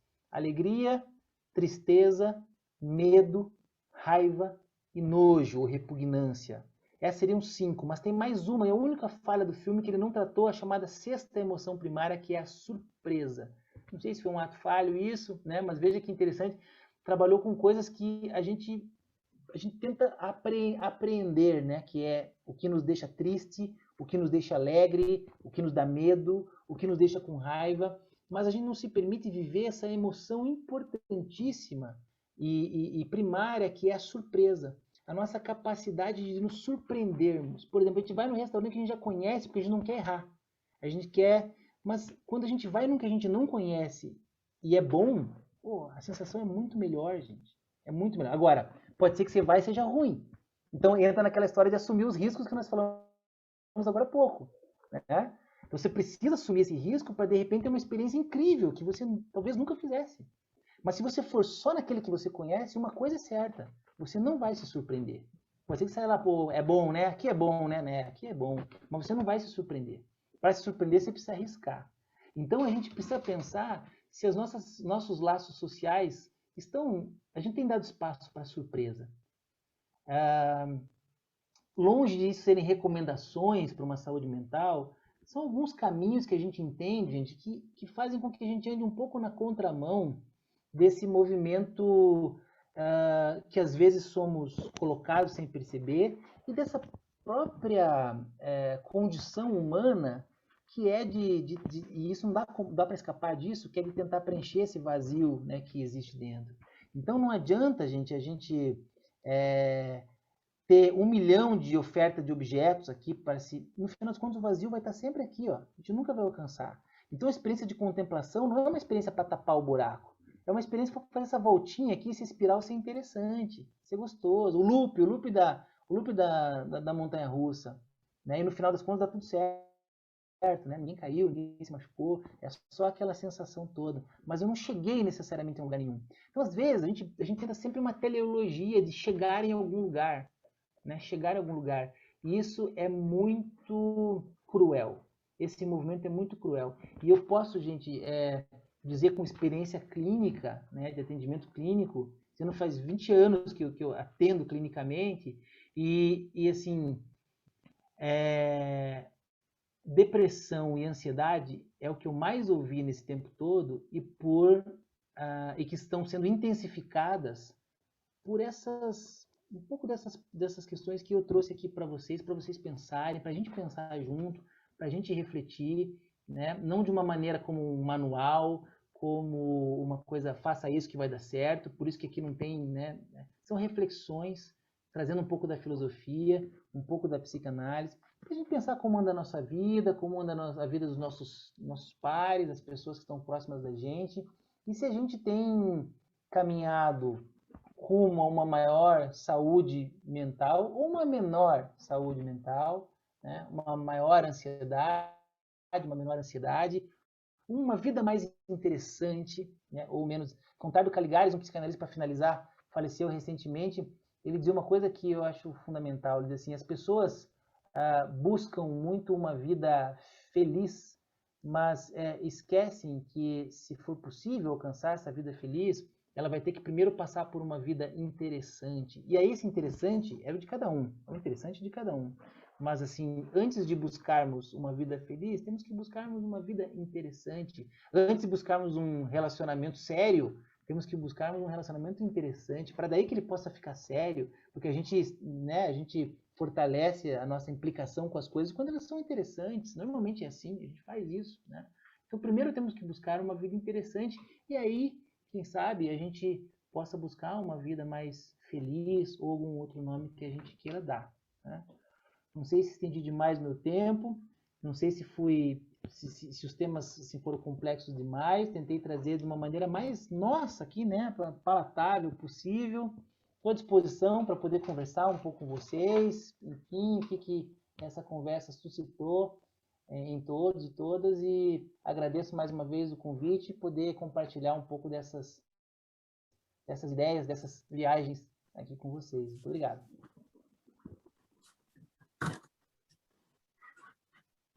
Meu querido professor e amigo Fabiano, puxa vida, falando em surpresa, para mim, acredito que para todos, uma gratíssima surpresa te ouvir, muitas e valiosíssimas reflexões. E te ouvindo falar, me fez lembrar aí, você começou falando dos pré-socráticos, né? Nós temos aquele ensinamento clássico de Heráclito, né? De que ninguém entra duas vezes no mesmo rio, não é isso, né? Porque quando você entra no rio, você sai, você não é a mesma pessoa e nem o rio é o mesmo, né? Então, puxa vida, isso acho que tem um significado, sei lá, bastante profundo, interessante dessa tua fala. Eu quero te agradecer em nome da minha loja maçônica, em nome naturalmente das outras lojas, de todos que estão presentes aqui, e dizer da minha parte aqui que foi muito, mas muito grato te ouvir, muito interessante. E a nossa reflexão, meus queridos irmãos aqui, eu me refiro aqui aos irmãos que essa possibilidade aqui é uma câmara de reflexão, né? Os irmãos bem entendem o significado disso, né? Então, é um ambiente para que a gente possa evoluir, refletir, pensar e aprofundar esses conteúdos todos aí que o professor Fabiano nos trouxe. Então, meu querido, sinta-se abraçado aí, fortemente, muito obrigado pelos seus ensinamentos e a palavra está aberta a todos e todas, meus queridos. Fiquem absolutamente à vontade. Vamos sugar desse conhecimento aí.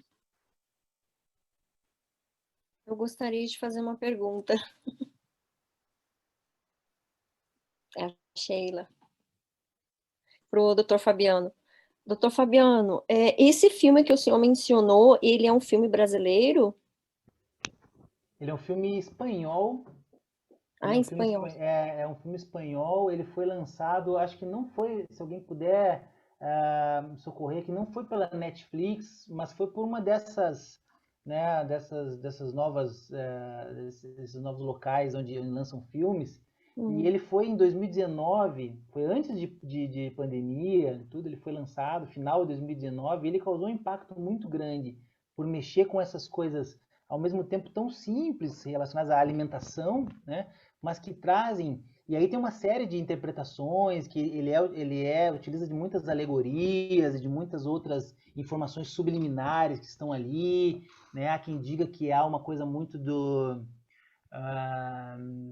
Dom Quixote, né, uma coisa assim. Então, assim, tem várias representações simbólicas ali. Eu acho que assim, é um universo muito interessante, né?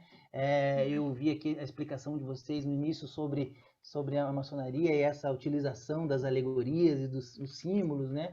Acho que é um filme muito rico com essas informações. É um filme espanhol, vale a pena. Sim, eu achei bem interessante. Eu não assisti, eu vou tentar assistir. E também eu tenho uma outra perguntinha. O que é panacota? É uma sobremesa, é um doce. É um doce. Eu não sei do que é feito, doce. mas é bom. Se alguém puder me socorrer também nisso aí, uma panacota. Aproveita e alguém passa a receita do doce no chat ali para ficar. Agora eu tenho receita. Panacota é um creme. É um creme. Doutor Fabiano, muito obrigada pelas suas sábias palavras. Eu gostaria que o senhor fosse meu professor de universidade aqui em Nova York. Olha, que legal. Muito sábio. Muito obrigado, agradeço. Seria uma honra, um prazer. Obrigado pelo feedback e também aí pela explicação sobre a panacota, porque eu também, assim como falaram agora há pouco sobre os vinhos, eu sou bom em comer panacota, mas estou em fazer, não tenho a menor ideia de como é que ela é feita. Obrigado. Acho que o Bruno está ali também, né? Eu vou pesquisar e vou tentar fazer isso. Vamos ver. Obrigada pelas suas palavras, Fábio. Boa noite, meus irmãos. Professor e doutor Fabiano, agradeço os seus conhecimentos. Quero agradecer também aos veneráveis mestres que, de alguma forma, promoveram esse evento e que, na minha opinião, está muito de acordo com a nossa metodologia e desenvolvimento de cada um de nós. Eu só queria, de alguma forma, agradecer até o formato que foi apresentado, Fabiano, porque você deu assim, você entrou na filosofia clássica, psicologia, também a questão comportamental, e tem tudo a ver muito com a maçonaria. A maçonaria tem um conceito de andragogia, onde de alguma forma, o aprendizado é individual, né? A gente recebe as instruções e os ensinamentos e realmente está de acordo com a nossa evolução e com o nosso trabalho. Eu gostaria de reiterar também, até um convite aos irmãos, que o professor Fabiano comentou da teoria da Sociedade do Cansaço, do Byung-Chul Han. É um livro muito bom, recomendo também, né? Não, porque é fantástico a visão que ele tem hoje da nossa sociedade, e eu acho que vale a pena a leitura, acho que é bem interessante. E eu gostaria de propor aos veneráveis mestres que acho que a gente deve ter, o nosso palestrante deve ter mais informações para compartilhar, talvez, em outros momentos conosco. Eu acho que tem assuntos também interessantes aí em relação a heurísticas também, algo que eu acho que é um assunto que a gente poderia conversar, talvez, na sequência. Eu acho que vale a pena um novo encontro. Quero agradecer, estou muito grato por essa apresentação rápida e objetiva e que tem tudo a ver com os nossos ensinamentos. Era o que continha. Muito obrigado. Agradeço o retorno e os comentários. E sempre que possível seria um prazer, uma honra estar aí com vocês. Gosto muito de momentos como esse.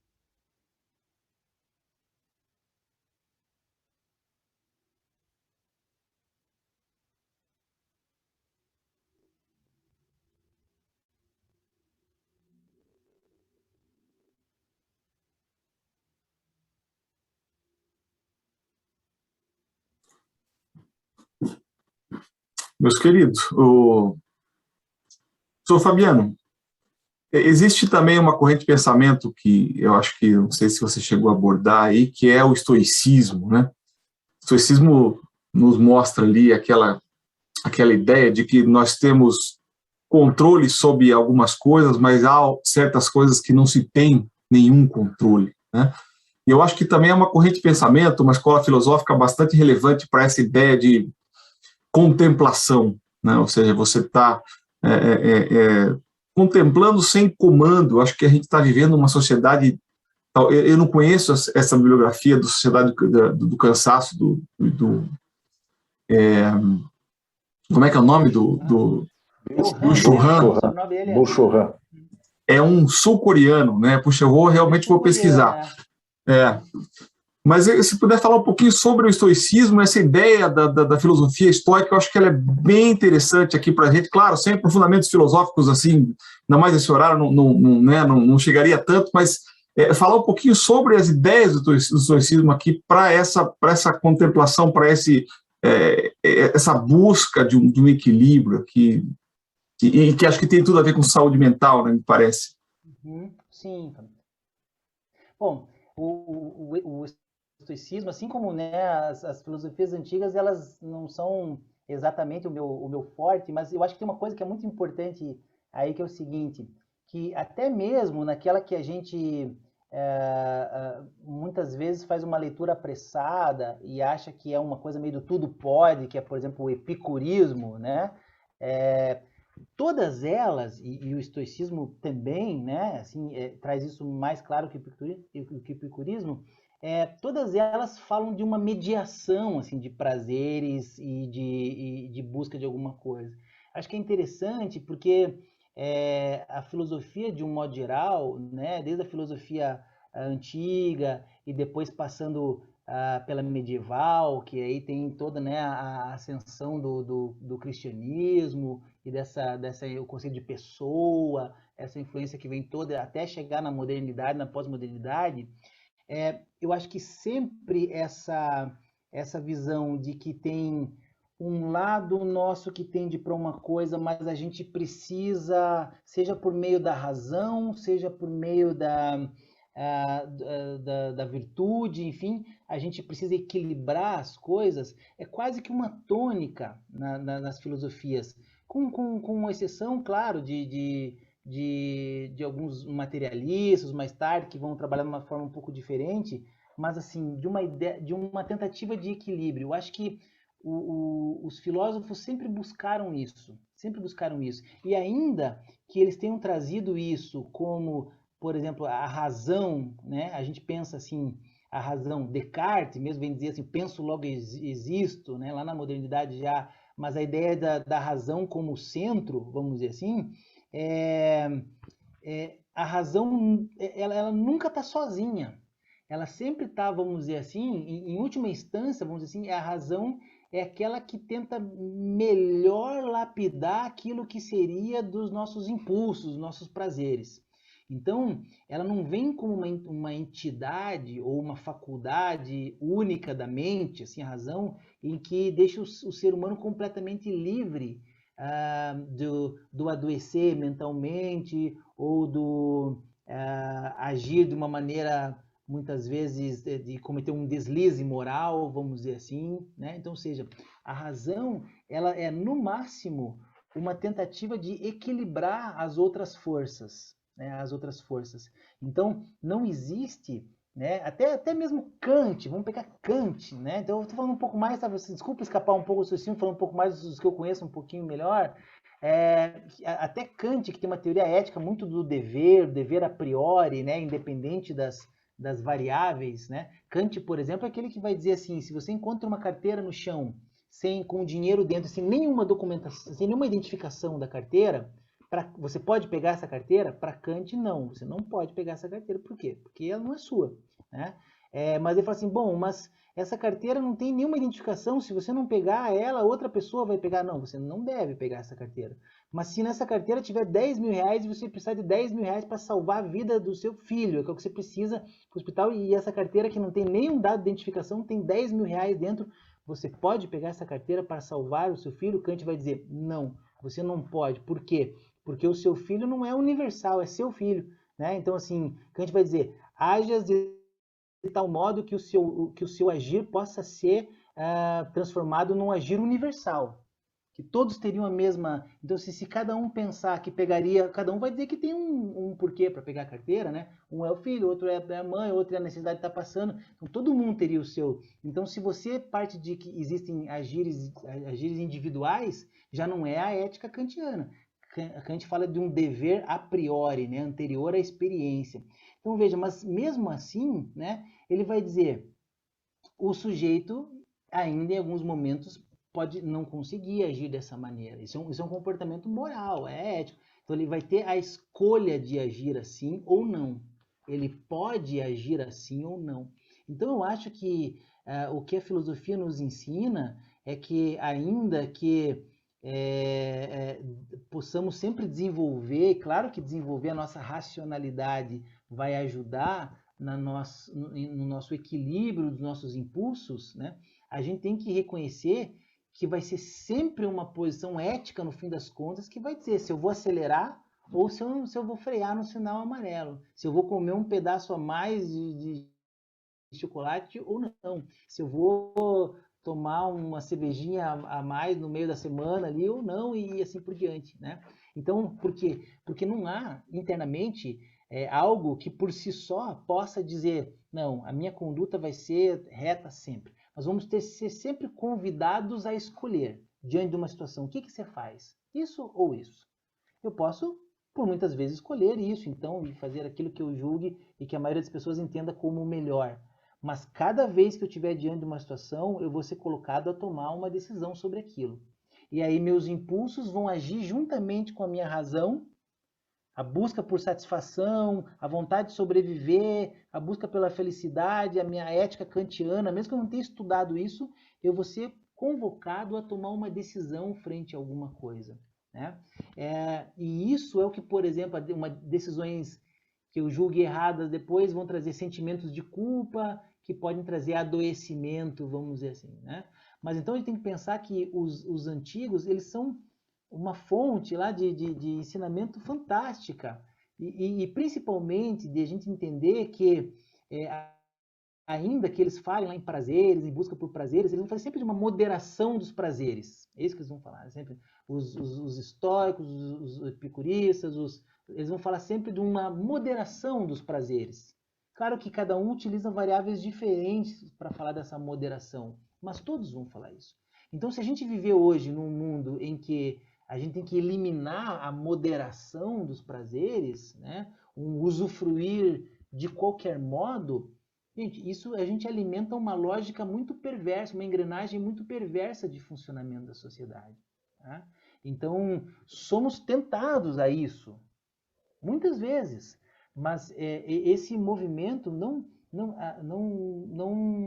vai levar a outro caminho. Freud vai dizer no Mal-Estar da Civilização, a única maneira de uma sociedade civilizada é uma sociedade que reprime boa parte dos seus impulsos de satisfação. E por isso que ele vai dizer que, no final das contas, nós temos que conviver com uma certa dose de mal-estar. Né? Por quê? Porque esse mal-estar é decorrente de um abrir mão de alguns impulsos que poderiam até me satisfazer, mas condenariam uma vida em sociedade. Seria barbárie, seria... Cada um tem vontade daquilo, vou lá e pego do outro, simplesmente... Não... Seria isso. Então, eu preciso abrir mão de impulsos, e esse abrir mão não é sem consequência.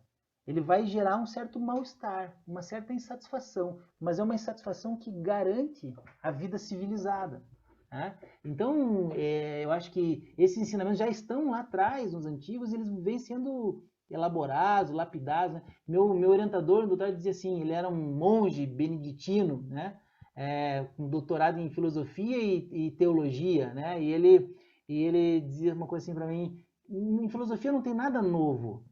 Todos os autores eles circulam em cima de uma mesma questão. Assim, não existe uma grande novidade. Todos estão falando das mesmas coisas, só que eles falam de modos diferentes, né? Isso que é fantástico, né? A alteridade, aquilo que a gente falou, falar diferente sobre a mesma coisa, né?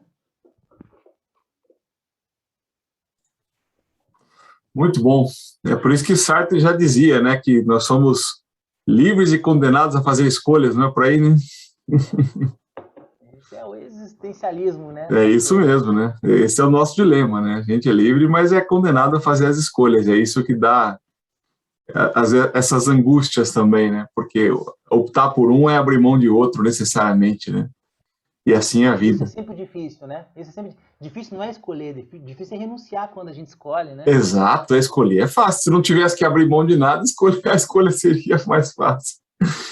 É isso aí. Por favor, nosso querido irmão Agenor. Boa noite, meus irmãos, boa noite, veneráveis presentes, boa noite a todos.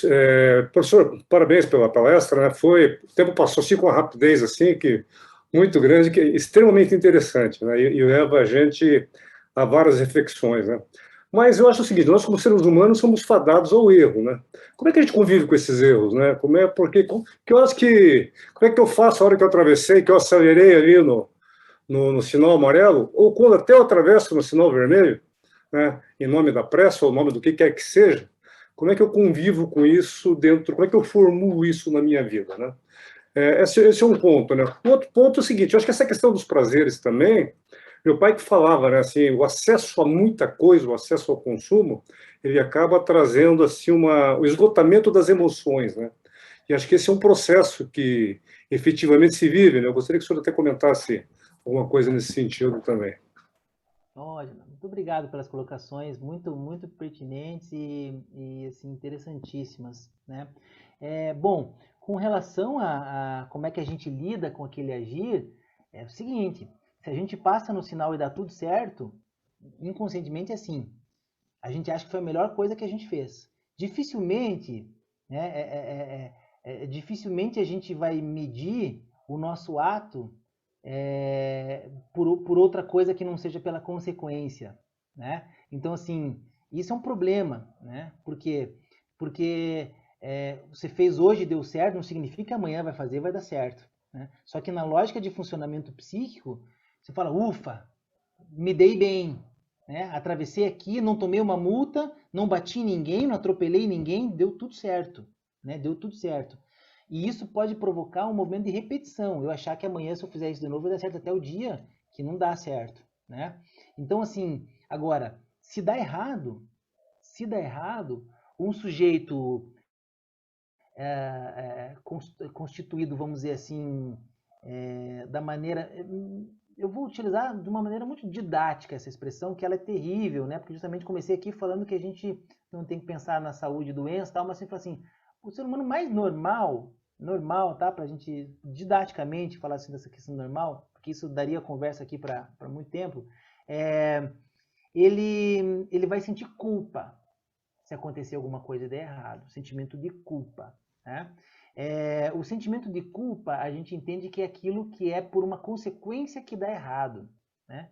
E Freud fala também do sentimento de remorso, que às vezes está vinculado a uma coisa que não precisa nem ter acontecido. Às vezes, se eu só pensar que aquilo pode acontecer, isso pode me dar um tipo de remorso, né? Então, e a culpa também pode me dar, mas eu vou avaliar muito as consequências. Então, infelizmente, né, a gente acaba aí tendo toda uma construção social que vai ser baseada na punição, né? Então, você vê assim, hoje em dia, ao invés de... Tá, vou pegar um exemplo menos drástico, menos trágico, tá, do que esse do sinal. Mas, por exemplo, ao invés de ensinar as pessoas a consumir conscientemente, né? Ou, por exemplo, administrar as suas finanças de modo a não ceder tanto aos excessos e não levar uma vida endividada, né? A gente fica aprendendo forma só de negociar a dívida com o banco depois, né? Ou seja, porque o ser humano tem essa característica de antecipar o prazer e deixa a conta para pagar depois. Deixa a conta para pagar depois. A gente, enfim, por que o banco enriquece? Porque ele trabalha em cima de uma lógica que todos nós funcionamos, que é assim: nós queremos o prazer imediato e a gente fica com a conta para depois. Pô, se pagar à vista custa X e pagar em 10 vezes é o mesmo X que eu posso parcelar em 10 vezes, na mesma hora eu vejo assim, eu não preciso ter o dinheiro e posso ter o prazer agora, na hora que eu quero. E eu não vou pagar nem juro. Só que eu esqueço que ao longo desses 10 meses eu vou ter outras contas também, né? E a minha fatura do cartão não vai ser feita só disso. E esse gera o que o Deleuze, que é um filósofo, fala do sujeito endividado, que é o que antecipa o prazer e fica com a ajuda depois. Se tiver alguém aqui que é economista, me corrija se eu estiver errado, mas tem alguns amigos meus economistas, sei que um princípio assim, dessa economia, da administração financeira é assim: se você vai comprar alguma coisa e ela custa, você precisa parcelar em 10 vezes, significa que você não pode comprar ela. Ou seja, porque o ideal é que você junte por 10 meses e vá lá e pague ela à vista. Né? Porque se você parcelar ela 10 vezes, é um problema econômico que você vai gerar para si. Só que é uma vantagem em termos de satisfação psíquica. Então entende que a nossa economia psíquica não funciona em consonância com a economia dos economistas que dizem como a gente tem que fazer. A gente quer antecipar o prazer e ficar com a dívida depois. Então os nossos atos são muito medidos por isso. Então eu quero o prazer e depois eu pago a conta. É o famoso não vai dar nada que os adolescentes começaram a utilizar. Não dá nada, não dá nada. Eu lido com isso depois. Então, a gente precisa ter muita conversa e muita educação, né, para a gente tentar evitar as coisas e não só pagar as consequências das coisas. Né? Então, temos que ensinar mais educação financeira às crianças, temos que falar sobre drogas com as crianças e não esperar que elas usem para depois a gente dizer para elas que isso estava errado. A gente tem que explicar o que acontece. Então, quando os filhos perguntarem, forem novinhos perguntarem, a gente tem que sentar e falar: vamos lá, vamos conversar sobre isso. O que é? Né? É possível que um dia vamos lhe oferecer e tal, mas olha o que acontece. E trazer os pontos. É preciso falar, porque o que a gente não fala vira tabu. E a gente precisa trazer as coisas para o campo falar sobre o suicídio. Por isso que tem Setembro Amarelo, por isso tem Outubro Rosa, que são datas para se poder falar mais sobre isso. Sabe, Júnior, eu acho que é uma maneira que a gente pode lidar para tentar antecipar um pouco as coisas e não simplesmente só pagar as consequências do nosso ato depois. É por meio da educação, né? Por meio do aprender sobre algo. E aí, quem sabe, a gente tem uma opção racional melhor, ao invés de acelerar, seja de frear. O outro ponto que você comentou sobre a oferta das coisas, eu também sou muito nesse ponto, sabe? Imagine que aquele desenho que eu fiz, o melhor desenho que vocês iam ver hoje sobre a vida, que é o objeto, imagine um adolescente hoje que tem 1 milhão, que é hiperestimulado e tem 1 milhão daqueles objetos à sua volta. O que ele escolhe?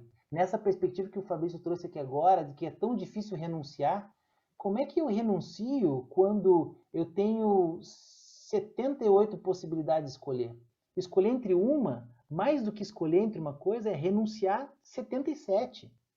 Então, assim, como que, por exemplo, um adolescente que está no auge dos seus impulsos vai lidar com isso? De repente, nós, com um pouco mais de maturidade, conseguimos, às vezes, fazer isso. Imagina um adolescente hiperestimulado, que quer saber de se satisfazer, que foi ensinado para eles que a vida é feita para eles serem felizes, que ninguém pode dizer o contrário para eles, e aí o mundo oferece um monte de coisa, e aí depois vem a gente dizer assim, ó, é o seguinte, mas você não pode escolher tudo isso, né? Então, os adolescentes hoje são muito mais pressionados do que nós éramos, com toda certeza. E muito por essa questão de oferta do que se tem, né? Então, o problema não está na oferta, mas o problema está em como lidar diante dessa oferta, né? E o pessoal do marketing já tem uma frase que usa muito, que é: toda demanda gera uma necessidade. Então, basta oferecer algo para você que você passa a precisar disso, né? Não é a necessidade que vem antes da oferta, é a demanda que gera a necessidade. Ou seja, primeiro me apresentam algo e depois eu passo a precisar disso. Então, temos que ter também um pouco mais de consumo crítico, senso crítico nas nossas escolhas, né? Ah, comprei porque estava barato. Você quer aquilo mesmo? Né? Você gosta daquilo? Você sempre quis aquilo? Você desejou aquilo? Você vai precisar, em última instância, você vai precisar disso, né? Então, assim, a gente tem que começar a olhar outras coisas, ou contemplar em vez da utilidade, né? Aquilo que a gente falou agora há pouco. Então, são exercícios diários que não seriam soluções, mas, assim, talvez alguns caminhos possíveis para a gente reorganizar sempre a nossa rota do GPS e não vir sempre nesse caminho desenfreado aí, quando a gente menos, né, e conseguir fazer alguns desvios, e não tem problema, recalcula a rota, leva um pouco mais de tempo para chegar, mas chega, vai chegar em algum lugar, né? Mas, e nesse caminho você pode encontrar alguma coisa interessante.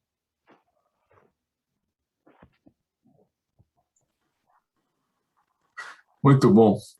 Professora, a cunhada Cris aqui no chat faz uma pergunta: que define o sucesso ou fracasso ou culpa numa sociedade? A ética pode definir esse senso? Uhum. Olha, é uma questão muito interessante isso, né? Porque quando a gente falava em Terra 2, lá em pós-modernidade, essa ideia essa ênfase no desempenho que se começou a dar muito na pós-modernidade, trouxe também essa ideia de sucesso, né? Como se realmente esse sucesso fosse lá um topo da pirâmide que a gente tivesse que alcançar, e que se a gente cumprir determinados passos, a gente chega lá. E aí com isso traz também a ideia de que se você burlar alguns desses passos, você pode chegar lá antes, enfim, já numa série de outras complicações. Por quê? Porque se parte de uma ideia que se tem um lugar para chegar, né? Uma teleologia positiva, um objetivo final, alcançar o sucesso. Eu acho isso tão complexo, isso é a maior de todas as ilusões que se vende a essa ideia de sucesso, né? Porque o que é realmente isso? Parece assim meio batido isso que eu vou dizer, né? Do sucesso para cada um. Então, o que é realmente o sucesso, né? Se nós estamos aqui em 33 pessoas aqui na sala, se eu perguntar, eu vou ter, sabe, talvez 20 respostas diferentes aqui, só nessa sala aqui. E se a gente parar para pensar um pouco mais, talvez a gente dobre essa quantidade de respostas, porque a gente vai ter uma outra opção também. Então, assim, mas esse é um discurso que ele vem anterior a nós, né? Ele é um discurso da sociedade pós-moderna, o discurso de sucesso, né? Eu lembro muito bem um cursinho, né, pré-vestibular ali no final dos anos 90, que lançou como propaganda uma camiseta, onde atrás de cada camiseta dizia assim: a sua vaga é minha. Então, cada jovem que estava sentado naquela sala com 300 alunos no cursinho, passava a seguinte mensagem por detrás: a sua vaga é minha. E o outro passava como uma estratégia motivacional. Isso é um reflexo muito grande dessa ideia, é uma representação muito grande dessa coisa do sucesso, então, está em ocupar o lugar do outro? Como assim a sua vaga? A sua vaga é sua, e a do outro é do outro, e tem vaga, né? Assim, mas, assim, claro, talvez não tenham vagas para todo mundo, mas isso não significa que a sua vaga é a minha. A minha vaga tem que ser aquilo que eu conquistei, né? Vamos dizer assim. Agora, mas veja que a mensagem que era passada foi assim: uau, uma super estratégia. Os outros pensam: como que eu não tive essa sacada antes? Eles tiveram a ideia primeiro, né? Vibraram com essa com a estratégia, mas olha a mensagem que estava sendo passada. E isso, de lá para cá, só se intensificou. De lá para cá só se intensificou, né? De um discurso, de um lugar que a gente possa... Isso é contrário a toda essa ideia de contemplação. Eu acho que o movimento de contemplação ele é um pouco nadar na contracorrente disso, sabe, Cris? Justamente se permitir andar na contramão, se permitir andar na contramão em alguns momentos, sabe? Porque em vez de eu estar lendo os 8 hábitos lá para o sucesso, eu quero estar lendo José Luiz Borges, Fernando Pessoa, sei lá, né, alguma coisa nesse sentido. E isso vai me fazer, isso vai tornar minha vida mais interessante, né? O sucesso, Byung-Chul Han vai dizer que essa coisa do sucesso pode estar vinculado muito ao que ele chama de mero viver. E a gente precisa buscar um bem viver, e não um mero viver. Isso até acho que no Agonia de Eros, que é um outro livro dele. As pessoas, às vezes, acabam, em busca do sucesso, acabam transformando sua vida num mero viver. E isso tudo aumenta a angústia, aumenta a ansiedade, aumenta a depressão. Agora, se eu preferir a escolha do bem viver, talvez eu não alcance o sucesso, para os olhos de muitos. Mas talvez eu me livre um pouco disso, da depressão, da crise de ansiedade. Não da ansiedade, porque isso não todos nós temos, mas da crise de ansiedade, né, do infarto aos 30 anos de idade, alguma coisa nesse sentido.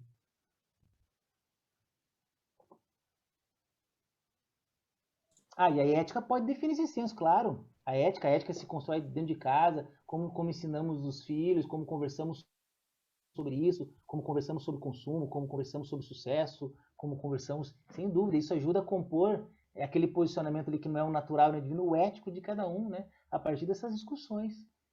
Eu tenho dúvida que vocês promovem muitas discussões que é nisso, para que nós, de repente, sejamos mais éticos, né? A partir de discussões sobre, né? De discussões sobre os assuntos, né? E não de varrer para debaixo do tapete, né? Fabiano, se me permite, primeiro agradecer novamente tudo que você apresentou a nós, tudo que você vem a falar. E eu continuo pensando, como eu falo em nossa loja, com os nossos irmãos, dentro de que eu tenho uma grande esperança pela frente. Eu tenho uma filha com 20 para 21 anos, que essa visão da contemplação, eu acho que já vem no chip deles, e que não veio no meu, né? Eu com os meus 54, 55 anos, aonde você trabalhar era bonito, era legal, isso era necessário, isso era um alcançar o sucesso. Hoje não. Hoje, quem sabe eu ter menos, o poder aproveitar mais, o poder pensar antes de fazer, eu acho que vem a um futuro que nos espera aí com essa nova geração dos meus filhos, onde a gente possa ter uma vida um pouquinho mais light, não light de menos dura, porque a dureza vai vir, a gente tem que aceitar da forma que vem.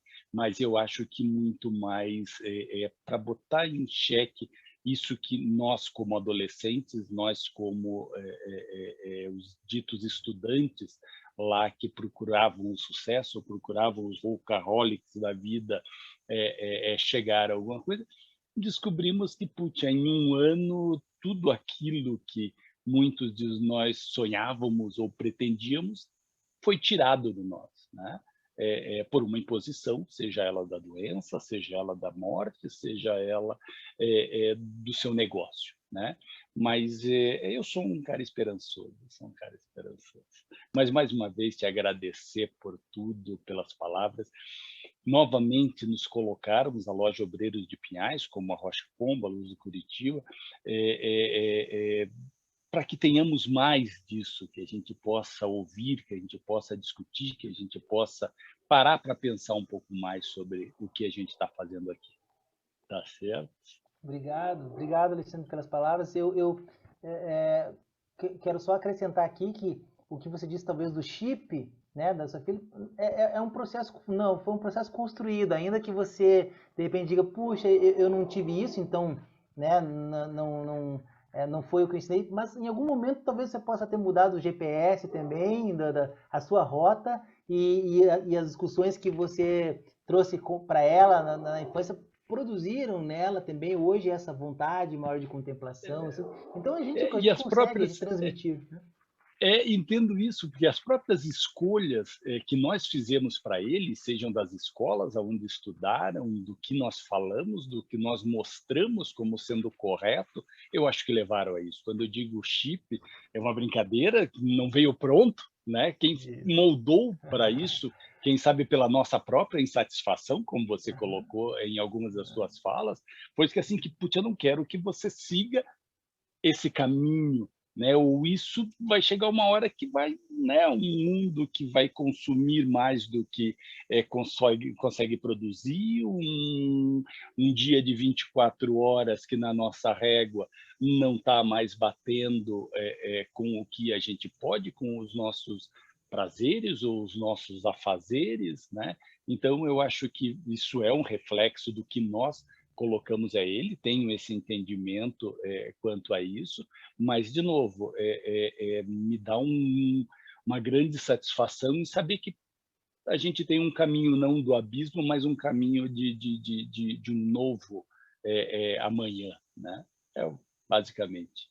Acho que a esperança é um belo afeto que a gente pode trabalhar e desenvolver, sempre porque quando ela vai embora, fica tudo muito ainda mais difícil, né, gente? Então a gente precisa, sim, alimentar isso e ela produz movimento, né? Essa esperança não somente como aguardar as coisas acontecerem, mas como a esperança do acreditar e do possibilitar algum movimento nesse sentido também. Né?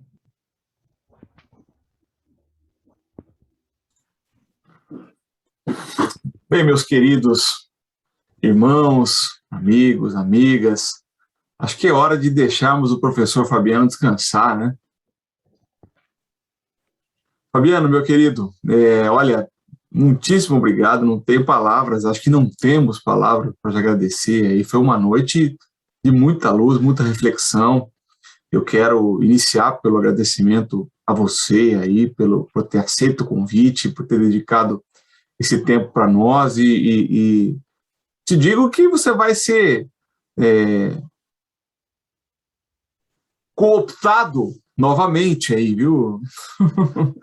Se não pela nossa loja, certamente por outros irmãos que estão aqui, porque foi uma noite muito agregadora, muito agradável e de muito conhecimento. Então, olha, muitíssimo obrigado, realmente, em nome da Rocha Pombo, eu falo o nome da Rocha Pombo, quero agradecer aí a gentileza dos veneráveis mestres das outras lojas, né?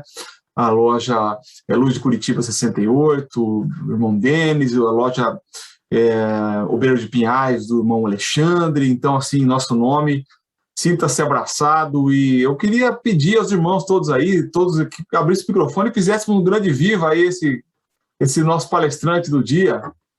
Parabéns! Viva! Viva! Viva! Fabiano será figura carimbada, figurinha carimbada. Obrigado, Fabiano. Viva! Em nome dos irmãos da Luz de Curitiba, eu queria transmitir um grande abraço. Realmente foi de grande valia.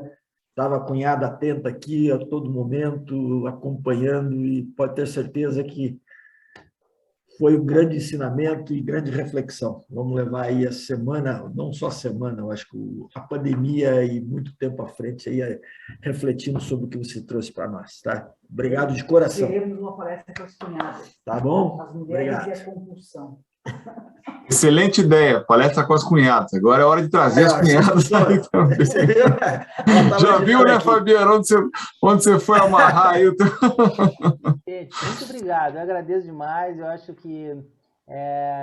que é papel daqueles que trabalham com a docência, como algo que eu escolhi para a vida também. Eu dizia antigamente que eu era um psicanalista que dava aulas. Hoje eu digo que eu sou um professor que atende de vez em quando. Já inverti essa, e eu acho que é papel da docência a transmissão daquele pouco caminho que a gente pôde fazer e que a gente sempre aprende cada vez mais com momentos que nem esses, com vocês. Então, eu sempre atenderei, com o maior prazer, esses convites, e agradeço a recepção muito acolhedora, o ambiente muito agradável de discussão aqui essa noite, realmente muito agradecido aí por tudo, e contem comigo sempre que precisarem.